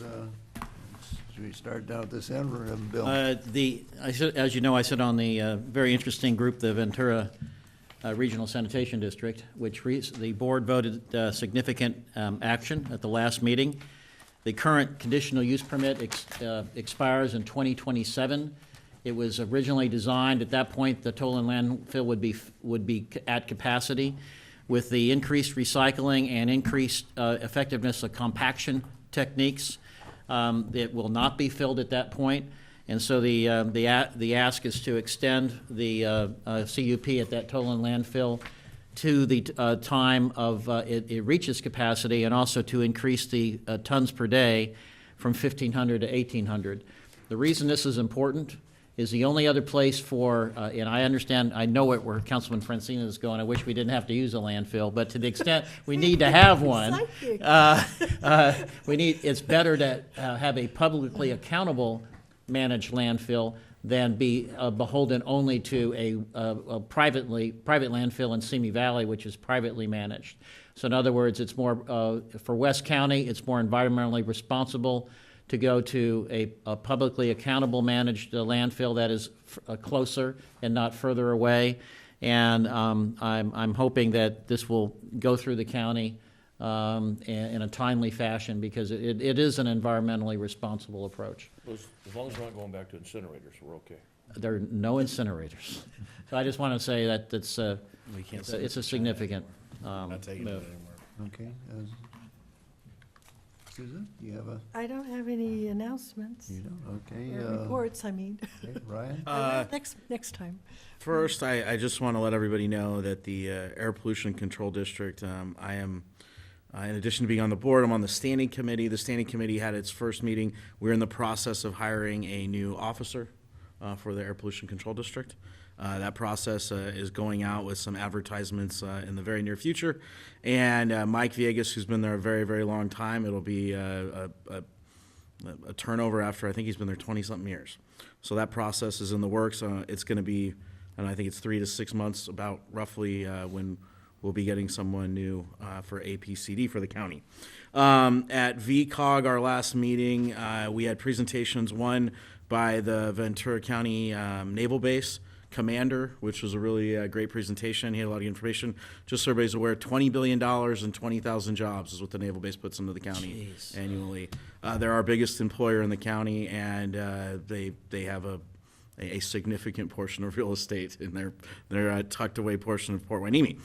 One thing they did bring up, I had a conversation with Matt about this. I don't know if it would apply for Ojai, but they did reach out and say there's a new Department of Defense rule that went into place. So the commander on the base can enter much larger contracts on his own autonomous decision. And that if there's any services that any cities provide that they need on the base, they're always willing to consider entering into contracts for those services to be provided if there is some surplus of any services we provide. We're not geographically located real close, but I thought it was just an I'm interesting thinking idea. of yoga and massage. Right? I mean, there's Best always, management. there's always that option. Wines in the street. Yeah. I'm sure there's some people there who would be okay with that. But the real meat of the VCOG meeting, though, was a presentation by SCAG and a presentation by League California Cities. SCAG essentially we're warning you again, this is going to be a new housing issue when the new cycle starts in 2021, and they put an outline together of roughly what we're looking at. I'm not sure if what Luke and we were talking about with the housing element today, whether that is quote unquote the survey, but they said there'd be a survey that was needed to be done in the next few weeks. And there were some interesting ideas in there. I talked with Matt a little bit about us potentially forming a sub-region that would help us meet RENA numbers, but I had a kind of informal discussion with some county supervisors, and as great as it might be to create a sub-region of the Ojai Valley to meet RENA numbers in partnership with the county, I genuinely don't think that there's any political will in the county to adopt our problem and trying to help it. So there's kind of some unfortunateness there that they probably may not want to take that on. But I think that with the sub-region strategy, there would be some sense in a Ojai Valley subregion for RENA purposes, rather than just the city of Ojai and the county outside of it. I will leave that for everyone to understand and marinate with, but I don't know if it's worth us expending the political capital to try and get there, but I think in a perfect world it would make sense. With that, I'll say the League of California Cities brought up a auxiliary Before you point. leave that, I think that that's a good idea. Yeah, I mean, if there was a way for us to get that done, I think it's at least worth exploring a little further. But you know, we'll have to see. I don't know if how willing the county might be. Ryan, just, can I Yeah, interject of one course. thing? So how would we do that? Will we ask our city manager to engage the CEO of the county to have a discussion regarding something of that nature? Or would we go Or to maybe Steve, would we go to we Mr. go Bennett? to our supervisor maybe and talk at that level first. And that would be Steve or you. What do you think? Maybe the two of us. Yeah. Go down. Because it sounds like an interesting Really idea. political, Yeah. right?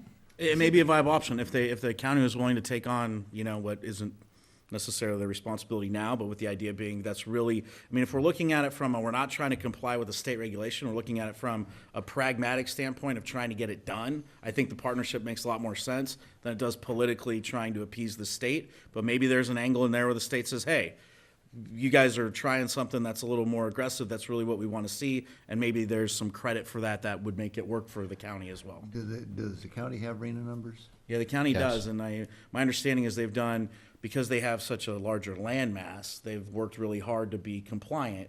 And of all the various municipalities and counties that were listed from the state and from the governor, I don't think there were a lot of counties. There was mostly cities that were not following all of the RENA requirements. Well, So that's where the problem is they'd be helping us, but not necessarily helping themselves. But maybe we can figure out a way to make that work for them too. I do think that's something we should explore, at least to find out what the county's doing, because we have that, you know, the urban boundaries planning concept's been in place for almost 50 years, and that is kind of contradictory to the county participating. Their attitude is, well, it's got to be on the edge of the city, and it's got to be annexed to the city or inside the city to do any kind of, and we all supported that in the past, but now we find ourselves with us, this little tiny piece. The county's got unincorporated areas that are, what, at least four times the size of the city. Well, in this broad discussion that we've been having for the last couple of years about the area, you know, the Ojai Valley area of influence, it seems like this is another one of those appropriate measures that needs to be thrown into the pot to say, let's talk. Yeah. Yeah, and there's a lot of opportunities for that if we could, I mean, I just see that as a viable way to really make a dent in housing. And let's forget about the state for a second and the RENA stuff. There's a partnership to be had in there somewhere that makes sense for everybody to try and fix the problem rather than fix the appeasement of the state. With that ties into that. The League of California Cities gave a presentation. Bills at the state level went in on the first round, and a lot of them then hold a place for bills to be like they just submit something that's blank and then they write it up at the end of March. So we're in that process of bills being submitted to the state. There were a significant number of bills from the state, especially out of the Bay Area Assembly and senators regarding housing. Many of them are what pretty much every city in Southern California is going to hate. But many of them are actually somewhat supportive. And the League of California Cities representative wanted to say, look, cities, you have to try and find a couple of these, cherry pick some ones you like, send letters saying you support these bills at the state, because you get a lot more credibility for saying all the ones you don't like. Some of them would be onerous. One is anything within like a mile and a half of your transportation hub can be 7 stories and you can't do anything about it on a local level. Some are more beneficial. They're trying to maybe reorganize some redevelopment money and create the same kind of mechanism that provided redevelopment money, but make it so it's incentivizing the creation of new housing. That's something I think we would probably be on board for. That would be great. We'd love to have some money in our hands to be able to fix this problem. Whereas I don't think any of us would really love the idea of not having any ability to stop a 7-story building going in near a bus stop, because that was the new law. So Kill the trolley idea. right. Well, and what's interesting is Ojai is unique in its size in this issue, but it's not unique as having a problem with this. Every city, big and small for the most part, has different RENA problems, and they're all kind of trying to work through it. And the methodology that'll be used by SCAG to compute this round they kind of said, look, it's going to hurt a lot more than it used to. The methodology we're required to use no longer gives exemptions for your previous numbers and that you tried to comply. It's going to be a bigger number. It's going to be harder to get to. It's not going to be any easier. So that's kind of the expectation coming down. But I would like to see on some level, I'm not sure where this starts, whether it's our staff or reaching out to League of California Cities, but us kind of going through some list and saying, hey, here's some things we want to send letters of support for, and here are some things that we want to send letters that we don't support these bills, and what the process would be for us getting that done. Well, I can reach out to Dave Mullinax with the League of Yeah. California Cities and see if he has any ones right now that he would think would be particularly good for us. It's an area where, obviously with our small staff, it's not an area that we've devoted a lot of time to and can devote a lot of time to, but obviously it's not too hard for us to send out a few letters every so often. So I can follow up with Dave on that to see if there are some ones And there. don't we have a conference, kind of telecommunication, what do you call it? I think within the next week or two with the league, The on league- legislation. Oh, the legislative action days? Yeah. And Yeah, the league right. policy committees are meeting Thursday and Friday in Costa Mesa. I'm on the one for environmental quality. So those will be bringing forward a number of bills, some opposed, some support. So anything I see that would be, I think, supported by the city or needs to be opposed, I'll bring to your attention as well. Yeah, and in the what I provided to staff from that meeting was a PowerPoint that had a number of bills that League of California Cities went through kind of sporadically, but some of them you could read on its face, you could tell was pretty much fairly clear whether we'd be supportive or not. And just to say we're politically where they are, what was kind of the way it was described was the governor Newsom took a very aggressive stance and threatened all the cities to take away their transportation money, and that was kind of a threat. He's come off of that since then, knowing that would be detrimental in so many different ways. But what they're saying is that he kind of handed off to the contingent from the Bay Area and let them play bad cop and put up some of those aggressive ideas, and there's a lot of support. The legislature now is at 3/4 plus one Democrat, so we could very well see some of these more urban areas push through some bills that are maybe not as beneficial to the smaller communities like ours. So I think it's important that we lobby as one of the smallest communities to make sure that our interest is at least thought of when they put these bills together. Okay. Okay, I have nothing. Okay, I just have two items. One, I would propose, if there's no objection, to move the time certain for public comment to 7:30 rather than 8. Still gives us a little chance to kind of get through the routine stuff, but makes it a little earlier. Feel better? The right direction. Okay, the right direction, okay. That's good. A step. That's usually where Okay. it kind of lands. Yeah, okay. Okay, so, and the other is, we're starting to have a problem. I'm sure your office, Jim, has been notified, or if it hasn't, let me notify you, the plaza area is starting to turn into a camp again.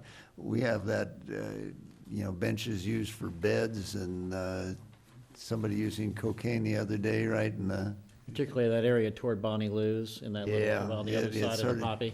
Yeah, we might even think about that public art piece that's there, the little cutout of the bear, Right. maybe relocating that to Libby Park or something, but that actually acts as kind of a barrier and Yeah, I makes don't- that a real I never hideout. like that, yeah. Yeah, Yeah. It just I've creates seen a it. back alley Yeah. that invites, people who don't want to be obvious. Yeah, obviously we still have challenges with dealing with homeless, right, and making sure that we're not running afoul with what the intent of the laws are to not criminalize homelessness. They are allowed to have bedrolls with them now. They are allowed to sleep. That sleeping is a function that people can't control. It's a bodily, it's something that's required of all of us, right? We all have to sleep. If it's a public plaza, which this is, they're given a whole lot more latitude on being there and what they're doing there. Obviously, they're not allowed to use cocaine. We can arrest them for that. Right. Vandalism and such. And then, and obviously with no tent structures or anything like that, we can obviously take those down as well, or ask them to take those down. But it's one of our challenges, right? It's and that's every community in California is facing these challenges. Mayor, what about motion sensors or something of that turns a light on? Is there any way that the? No, I think that's, can do something, or is that harassment? I think that and sprinklers, which were used down in LA when I was there, were ruled by the courts not to be, yeah, it is a harassment. But what about leaving, I think if I call them worldly belongings, it makes it sympathetic, but people bringing in stuff and then just leaving it there, and they're not there sleeping or doing those other things, but they're making a mess of the place. Can we do, is there So I'll let anything- Matt answer that, but the short of it is if it's identifiable that it's somebody's property, then we post it, remove the property and tell them where they can get their belongings from, and then we'd have to hold it for a certain amount of time before we could dispose of it. But like I said, these are their worldly belongings. They don't have any place else to put them or store them. So we have to be very conscientious of that when we take action on it. If it's obviously trash, then we can throw it away. If we're not sure it's trash, then we need to post in a conspicuous place. if Do we we've have taken any it. kind of a system for that, at the Public Works yard or something? I assume the deputies don't want to put it in the trunk and carry it around with So them. but- we actually just purchased several new storage units that we have at the Public Works yard. We have a gate code over there, and not only for those things that we come across, but when we make an arrest of somebody who is homeless and all their worldly belongings, our property room doesn't want that either, nor do we want to have to inconvenience them Sure. to retrieve it. So when they do get out of custody, they can come to our station, and an officer will escort them over there to retrieve their property and then send them on their way. Okay, now, is there a desk that should be called here at City Hall or over at the station for the merchants who are starting to have difficulty? Where, in some cases, a lot of the merchants have done well by, kind of cajoling and scooting people along that are starting to be a nuisance, but every once in a while it gets a little tougher than that. Yeah, I think that, encouraging them to go someplace else is always is great if you can get compliance, right? Most of the time we can get compliance, so, we can't get them to leave, right? This is their community, and this is where they're going to call home for one reason or another, and we're going to do our best to help navigate that. And if they're using up chairs that belong to a business that is impeding that business's ability to conduct business, then there are certain trespass things that we can do with that. If it's a bench that's in a public plaza area that's just open for the public, then there's not much we can do with that. I know that with you look at benches down in Los Angeles, they all have a divider down the middle so that people don't sleep on them, and I don't know if that's considered an impediment. That's where they've run afoul of the laws on that. Those are still legal. The kind of discouragement through design from sleeping or being sedentary in a particular place, that's still legal. Some cities got in trouble with spikes, but something like an armrest set on the bench to ensure that each user of the bench has an armrest, that's legal.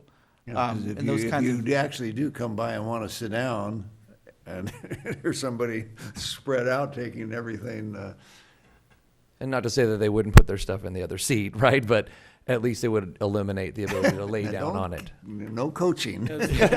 We got a big enough problem. That's right. Don't do that. Mayor, has there ever been a conversation I know there has been, but recently about utilizing the farm for the homeless population in our community? Yeah, but this kind of a problem doesn't get solved by that, unfortunately, well, I And shouldn't we say bust unfortunately. them there overnight, let them sleep, and then bring them back in the morning, give them a bus pass or Yeah, something? but it's in the middle of the day sometimes, or in the early evening, now that it's staying light out longer, that, anyway, we don't need to be. There must be I know, there must be Yeah. something that we can do for them. There's a lot of challenges, right? I mean, the number one complaint that police chiefs in the state of California receive is regarding homelessness, right? And it's one of the things that we have the least amount of control over. There are a lot of services out there that can help people who are downtrodden, that the government has set up safety nets to help them get back on their feet. And there's a segment of our population that does not want that safety net. They like the freedom of being on their own. We do have winter shelters here in the Ojai Valley that people get banned for because of certain behavioral issues. So even if you created another venue, once again, we would have some set of expectations when they arrive, that they wouldn't be high, that they wouldn't disrupt others, that they, maybe if they have pets, they can't bring their pets there, that create additional challenges for our community. Well, from what I've seen, from what we do as a county and what I see from you specifically, we're doing a pretty good job regarding that. Yeah. Yeah, I Doing think the a best we can. lot of it comes down to communication, and I know that we've worked very closely with the county and with the resources they have. The help of Ojai has been a huge help for us. I now have deputies who are collateral assignment is working as our homeless liaisons to make sure that those that have recently fallen on homelessness can seek to look to get jobs, or what other opportunities the county and help of Ojai have to offer to get them back on the right track again as well. Yeah, the problem seems, at least the ones that have been brought to my attention, seem to be not so much the person down on their luck or, come and go. In some cases, it's mental issues or substance abuse, which I can tell by the police blotter that we get a lot of those. But anyway, I just thought we should highlight it. One merchant did tell me that they were pleased that the officers came by to check and see if the body was alive. And we get those calls too, right? They went They're- on their they're not way, sure, but you know. I worked on Saturday night, and that was one of the calls we had, was a subject down in the bushes, and they weren't sure if they were alive or not, so we went and checked on him, and he was alive and was not drunk, was just sleeping in the bushes. And so, unfortunately, that's what he had to sleep in. Well, and you've said a number of things that I'm gonna call someone like Martha Hatchadori. She has a different name now, because the idea of lockers, for their belongings, because I see people that are definitely in their right mind that are pulling a shopping cart, and that's just another stigma. People that are really genuinely, the women are neatly dressed. I have spotted homeless women on benches because I know right away, because they have like a suitcase and there's just signs. But you start talking to them and listen to their story, they're definitely down on their luck. And just to have a locker at one of these settings could help so that they could walk around without schlepping all their stuff. Well, once again, if that's a policy decision for you guys to look at, right? We created these lockers for our benefit so that when we come across a pile of belongings that we don't know who it belongs to, that we're not throwing somebody's personal, we don't want to be sued for whatever was in there, right? So we're going to collect it, we'll post it where they can come retrieve it at, and then more importantly, on the days that when we arrest somebody, for the amount of things, because there's no limit on how much they can have, that we want to be able to take that, lock it up and secure it so that they can retrieve it when they get out. Yeah. Okay. Okay. Mr. City Manager? I have one question. Ryan. Before you get on, but do we, I was looking at agendas in other cities, and they all included all of the public correspondence up to a certain drop dead point that were emails as part of their packets. And I was wondering if there's a reason why we don't do that, or if that's an option, and or whether it's been discussed. Was all those public communications that we get that tend to come in, on the last day, it sure seems like they get referenced a lot in the meetings, and if there was an easy way to incorporate them, I noticed in Ventura they do. We have discussed it before, and the direction or the preference that council has expressed would be that we just forward those via email. Our habit has been, or our practice has been, for those that are received the day of, we'll try to print those out and put those on the dais to make sure that council has seen those. Certainly, that's within council's discretion. If you want to change how we're handling those, we could look at that. Yeah, it seems like a waste of paper as long as they come in the electronic form and everybody pretty much has a phone. Have you been getting them too? I got like 15 or so. Yeah. I've had people say they have no idea what happens to it when you send an email to the city, which I don't like. I've personally been sent emails to the city for councils and not had any clue because they're not part of the packet. Right. I clearly knew when I spoke that none of the council members read it. I mean, there was nobody who indicated that they knew that I was talking about something that was in an email. So, and we reference them a lot where it comes back. Either somebody from the public or somebody here mentions it. And yes, I agree. I mean, I could pull out my phone during that moment and scroll through and find it. It just seems, I don't know what the most efficient way is. I just thought it was at least worth asking. Well, I read a certain number of them, and then I start, going to the bottom, whether support or not, and just make a count that we got a lot of interest, and the support is for or against. I'm not sure printing them out has, if it helps anybody, even though I understand what you're saying. If you get it early enough, but before we have I guess the only thing I'd say then, if there was an alternative, is because it would be very awkward for me to pull out my phone, listen to somebody, and try and find the email that's referenced in that. Maybe just as this, if all of the public communications that come in before the meeting could get turned into one PDF and emailed. Oh, okay. I'm sorry, I didn't think you were going to do it, Susan. So I don't really know what. I hope you didn't just have prior to the electronic age, I have an idea. The letter very snail simple. mail, and when it showed up, it was in hard copy, and the clerk would have it on file, and a lot of times they would just list. Well- but anything that comes at the last minute was late. I mean, it didn't do. Now I guess everybody expects that they send it in. I got most of mine today on the what, 5G? 5G, whatever. right. And, you can read through them, but beyond that, other than acknowledging, I think maybe that's a big point that you're making here that we should do. We should acknowledge in some fashion, like at the beginning of an item, maybe your office, Luis gets most of that stuff, right? Is he the one Yes. that forwards it? If it comes through the city email, correct, right, we forwarded that. Yeah, I hardly get anything. Here's my idea. Yeah, no, well, there's just a few, but if there was one, when those correspondence come in, I'm assuming that they're printed out by someone and they're set on a table, and whatever there are for that meeting, all the correspondence come in, because they have to be part of the record for that hearing, even though they're not part of the packet, correct? One thing about that is that there's a significant amount of correspondence that comes in items that are not a public hearing, that do not have a record prepared before the item is heard.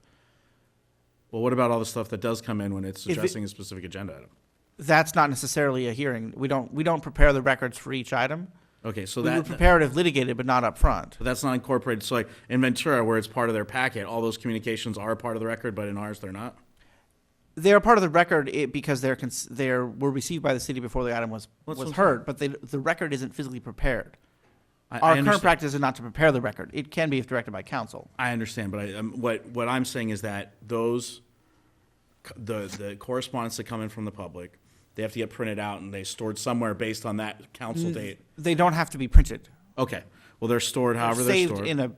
they're saved in emails, but they're not physically printed. Right, they're archived, right, electronically. Okay, I have an idea. Because all the letters, Ventura seems to have found out a way to be able to get all the emails that are sent in to be digitized and have one PDF that includes all those so that it can be referenced during the meetings. Well, could the city, Steve, could you check with the city of Ventura and see what Sure. system they're using? If it's not overly onerous, we should use it here. Well, it's gonna take additional staff time to do that, I would be sure, but happy to look into that. So are You we don't even have to Maybe- print them. Here's my suggestion. You can actually print them digitally. I mean, you can make them into PDFs once they're on your computer. It takes 2 clicks and it's saved digitally, and then you can combine all the PDFs that you get for that. I mean, I do this for a living. It's not, Well, that's not the issue. The issue is just one more thing for staff to do. Yeah. right, well, that would be my question, is if we can figure out hold on. No, If we okay. can figure out what the most what the most streamlined and accessible process would be to do it, and then once looking at that, if you say, hey, it's going to take too much time or not, I'd say okay. But the same button you'd hit to print them, you can create them digitally and save them all at the same time. Right. I don't think it would be overly onerous. We don't get a lot of correspondence. So this is what I'm hearing in conjunction to what you're saying. Again, we're men here, except Susan, but we get into solutions. So what I'm I hearing. have a better idea. I won't. So what I'm People. saying, so what I'm hearing is, we could take the PDF and put it on Gail's computer, and as the subject comes up, you'd like to see those comments put up on the big screen? Is that what you'd like, versus each of us having a stack of, on some subject matter, we get 30, 40, 50, 60 emails? So are you saying that would be one of the ways to do it? I'm not against it. If you're asking me, Here's- yes, there's undoubtedly that would be That very seems like the easily done. easiest way to do it is It'd be- for how. Yeah. I think it would be incredibly simple. But just like the Board of Supervisors does. They do that. You can see all the letters that come I'm having a in. hard enough time remembering to go to my email, to Yeah. my city's. Oh, site but here's my suggestion. From my company site, so it's like, okay. Okay. Mayor, I have a request, if we're done with this. No, No, let's we're just not wrap done. this up. But Ryan's suggestion, which seems like the way to move this along, is for staff to at least check Sure. with, say, the city of Ventura and the county of Ventura, find out what system they use. They try to, whatever is the simplest or the most efficient, and then we can make a choice as to whether it's worth the additional cost or workload. Okay, Randy. I just wanted to, because this is an expense, we're having the Ventura to slow Wait a minute, that's a different subject. water. Well, we're done with that subject. No, we're not done. I never got to speak. What on the What on the happened to letters? me? Yeah, the letters. This is not on the agenda, it was just comment. What Well, did you? yeah, they all got the comment. I just thought if Louise simply, he forwards their email to all of us. If he would simply add the email of the person who sent it, then they would know that we got it. Because when I first got on the council, I would cut and paste there and reply that I received it. But now I'm so overloaded, time-wise, I can't do that. Because the person doesn't know that we got it unless, Oh, if that's the issue, then that's a simple answer. I thought that the issue went beyond that, but well, there may be two different issues. another We issue, want the right. public, if we do what Ryan suggested, then the public could go online and see that we got it. But this way, they would know immediately that we got it. Yeah. Because Yeah, if that's all that is the Louise is so, concern, that's he's what- so Well, good. we should ask Ryan what his need is. 'cause No, he's- my understanding would be I'd like to have access to it during a meeting like they do in Ventura. Yeah. And if we do it digitally, I'm totally okay with that. And all it would take is the combination of when a communication came in, just like you have a button on your computer that says print and it prints a piece of paper, you can hit print and it creates a PDF. You save all those, you join all those together for the meeting date, and it's in a file that gets emailed to me. If I need to call on it or we need to look at it, we can put it up and we can just say what page out of that number of pages on that PDF it is. And that's all you gotta do. Okay, two different things. Okay.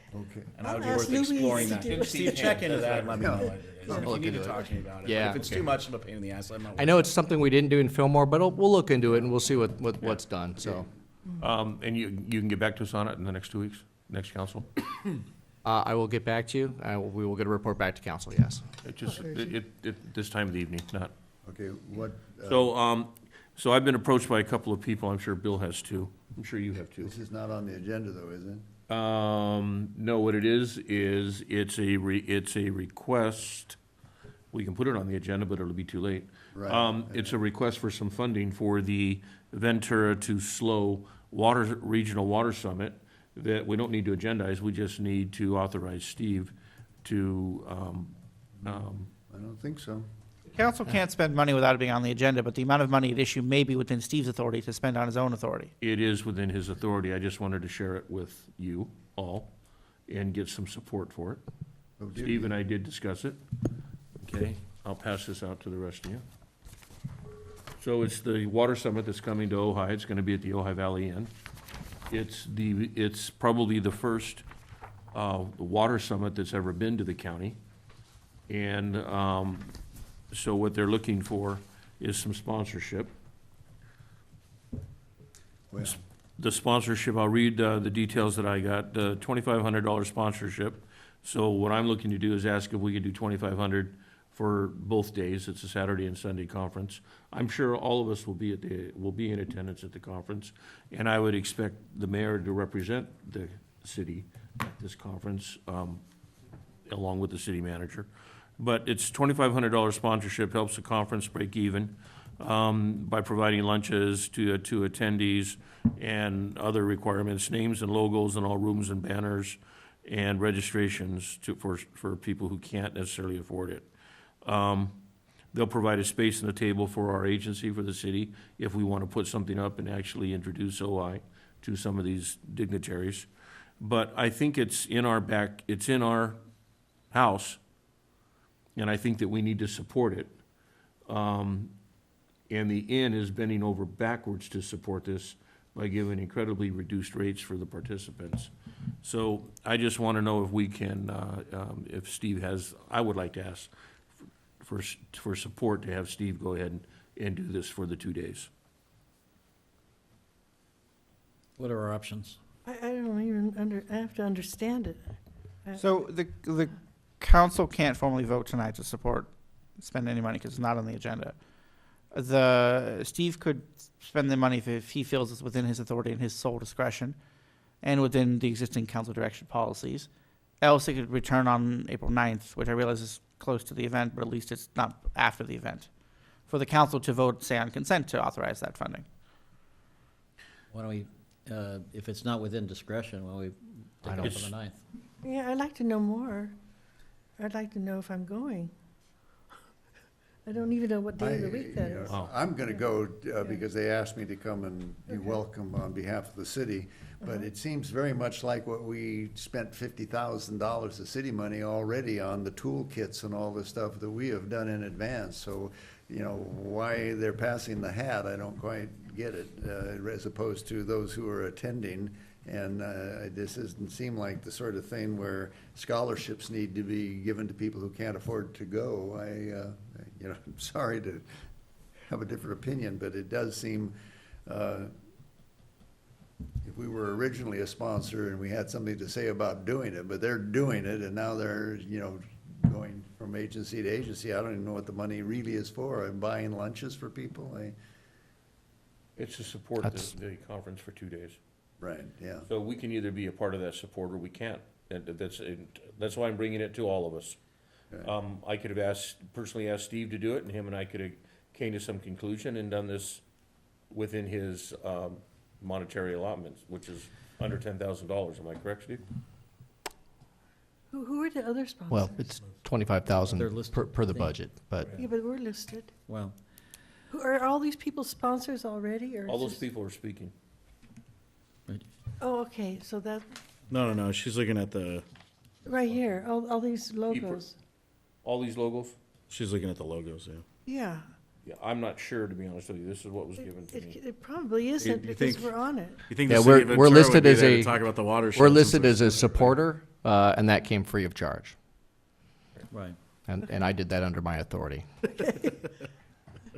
Well, this is a high level, What do we get for a logo use nowadays? Is it still nothing? well, You know, I think to be more serious, this is an outgrowth of what we supported right. in terms of the seed money for Regina Hurst's activities.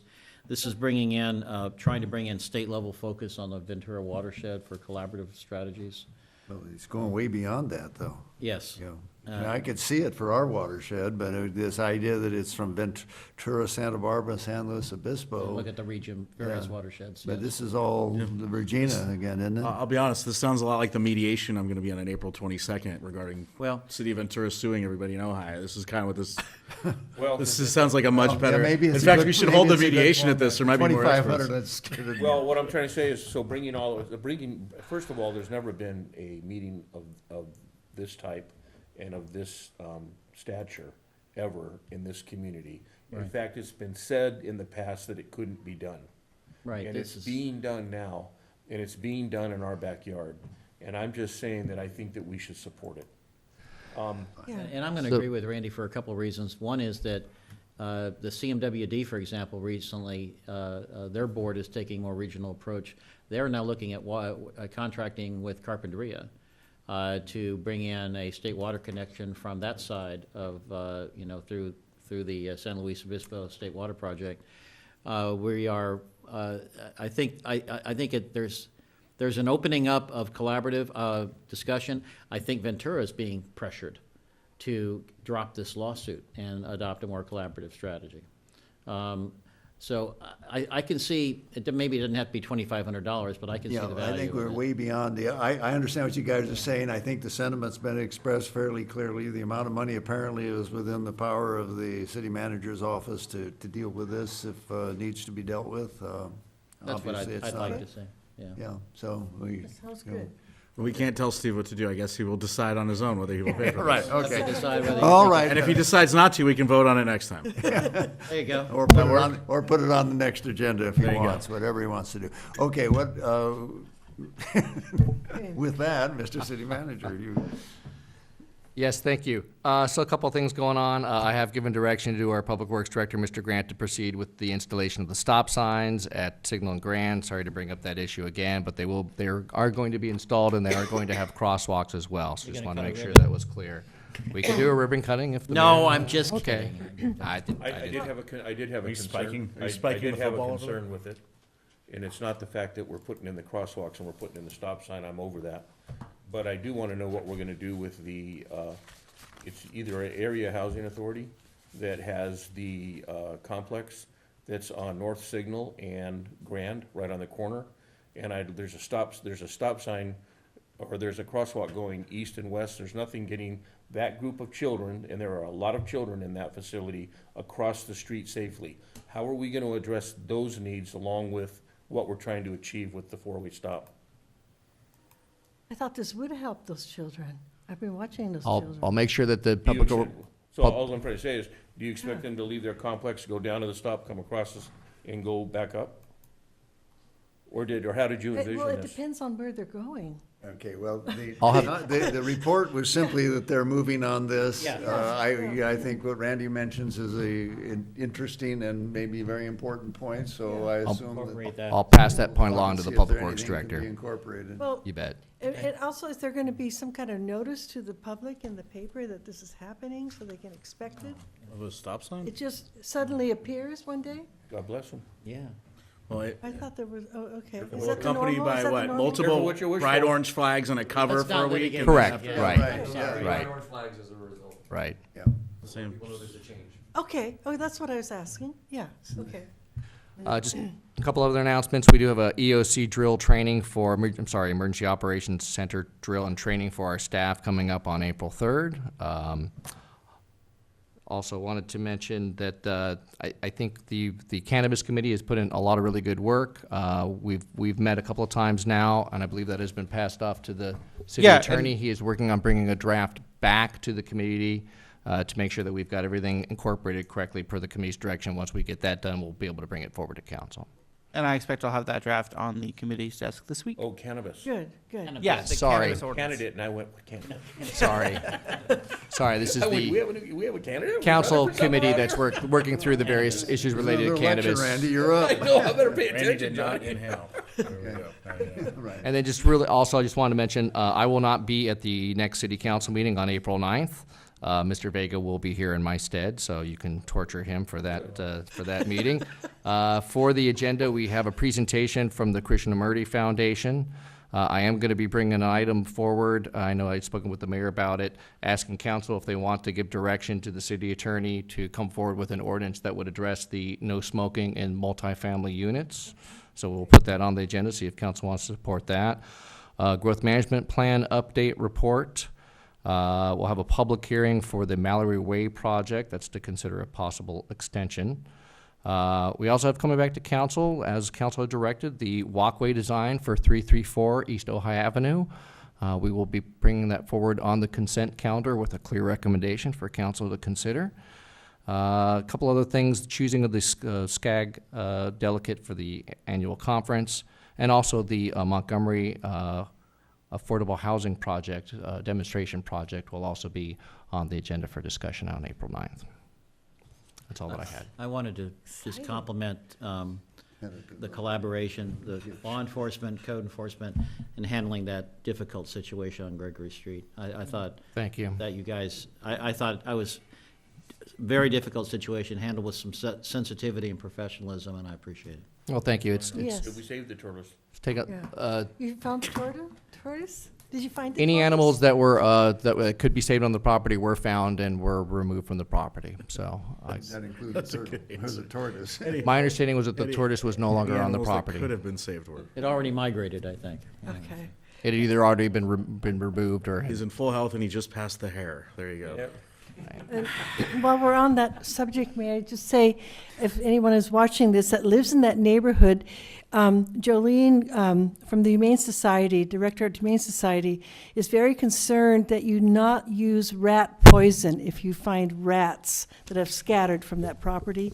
Call the Humane Society, speak to Jolene, and she'll give you some options if you don't know them already. There you go. Is that okay to say? Very important not to, yeah, and just, I just Well, want you to make, did. well, I just want to make sure people understand that when you poison rats, that poison can poison right. neighborhood pets, and it Yes. goes up the food Wildlife. chain. raptors And, and- yeah, yeah. Secondary it kill. affects the owls, and it causes Got one of those mange on buttons, don't I, coyotes. right? So it's very important Sensor. that you not Yeah. use poison. Okay, good. Ben? that's all. Thank you, Mr. Mayor. Okay, Don't eat the rats after the. okay, are we finished? I think so. Okay. No, we have a future council That was, right after Oh, the. you got stuff you wanted to? I just have I had two quick thoughts. I just That's wanted not out here. to run in conjunction if I'm at your leisure, at your pleasure, Mayor. Leisure? Yeah, leisure. So, I'm working on on South Montgomery. I brought it to the Johnny's attention. And I'm telling you, that street's a freeway. And you know, I'm not gonna address the grand turn because that's done. But what I will address is the fact that I don't know what the criteria for stop signs are in this city, but we do need to look at that street, and I think that there are some areas that we could put stop signs. I think at the bottom of it, where Ventura Road and Montgomery come together, we could put a stop sign there. And I would not be opposed to putting a stop sign actually in where they just did the crosswalk curb bulb outs. Like I said, I was there this morning, and for 3 hours it was a racetrack, both ways. And then I think the other one that could be looked at or considered is Summers and Kenyatta. Yes. That street is a highway too. Yeah. And in fact, I would have addressed that more as a priority than the other one, but it is what it is at this point in time. So I think somehow, some way, that needs to be addressed, whether we have Greg look at it or it comes back to council for a discussion. I'll leave that up to the rest of you. I'd recommend staff come back with a report to council and then Yes. see if council wants to take it from there. Yep. Okay. May I just real quick? With any traffic control measure, let us try the education and enforcement part first.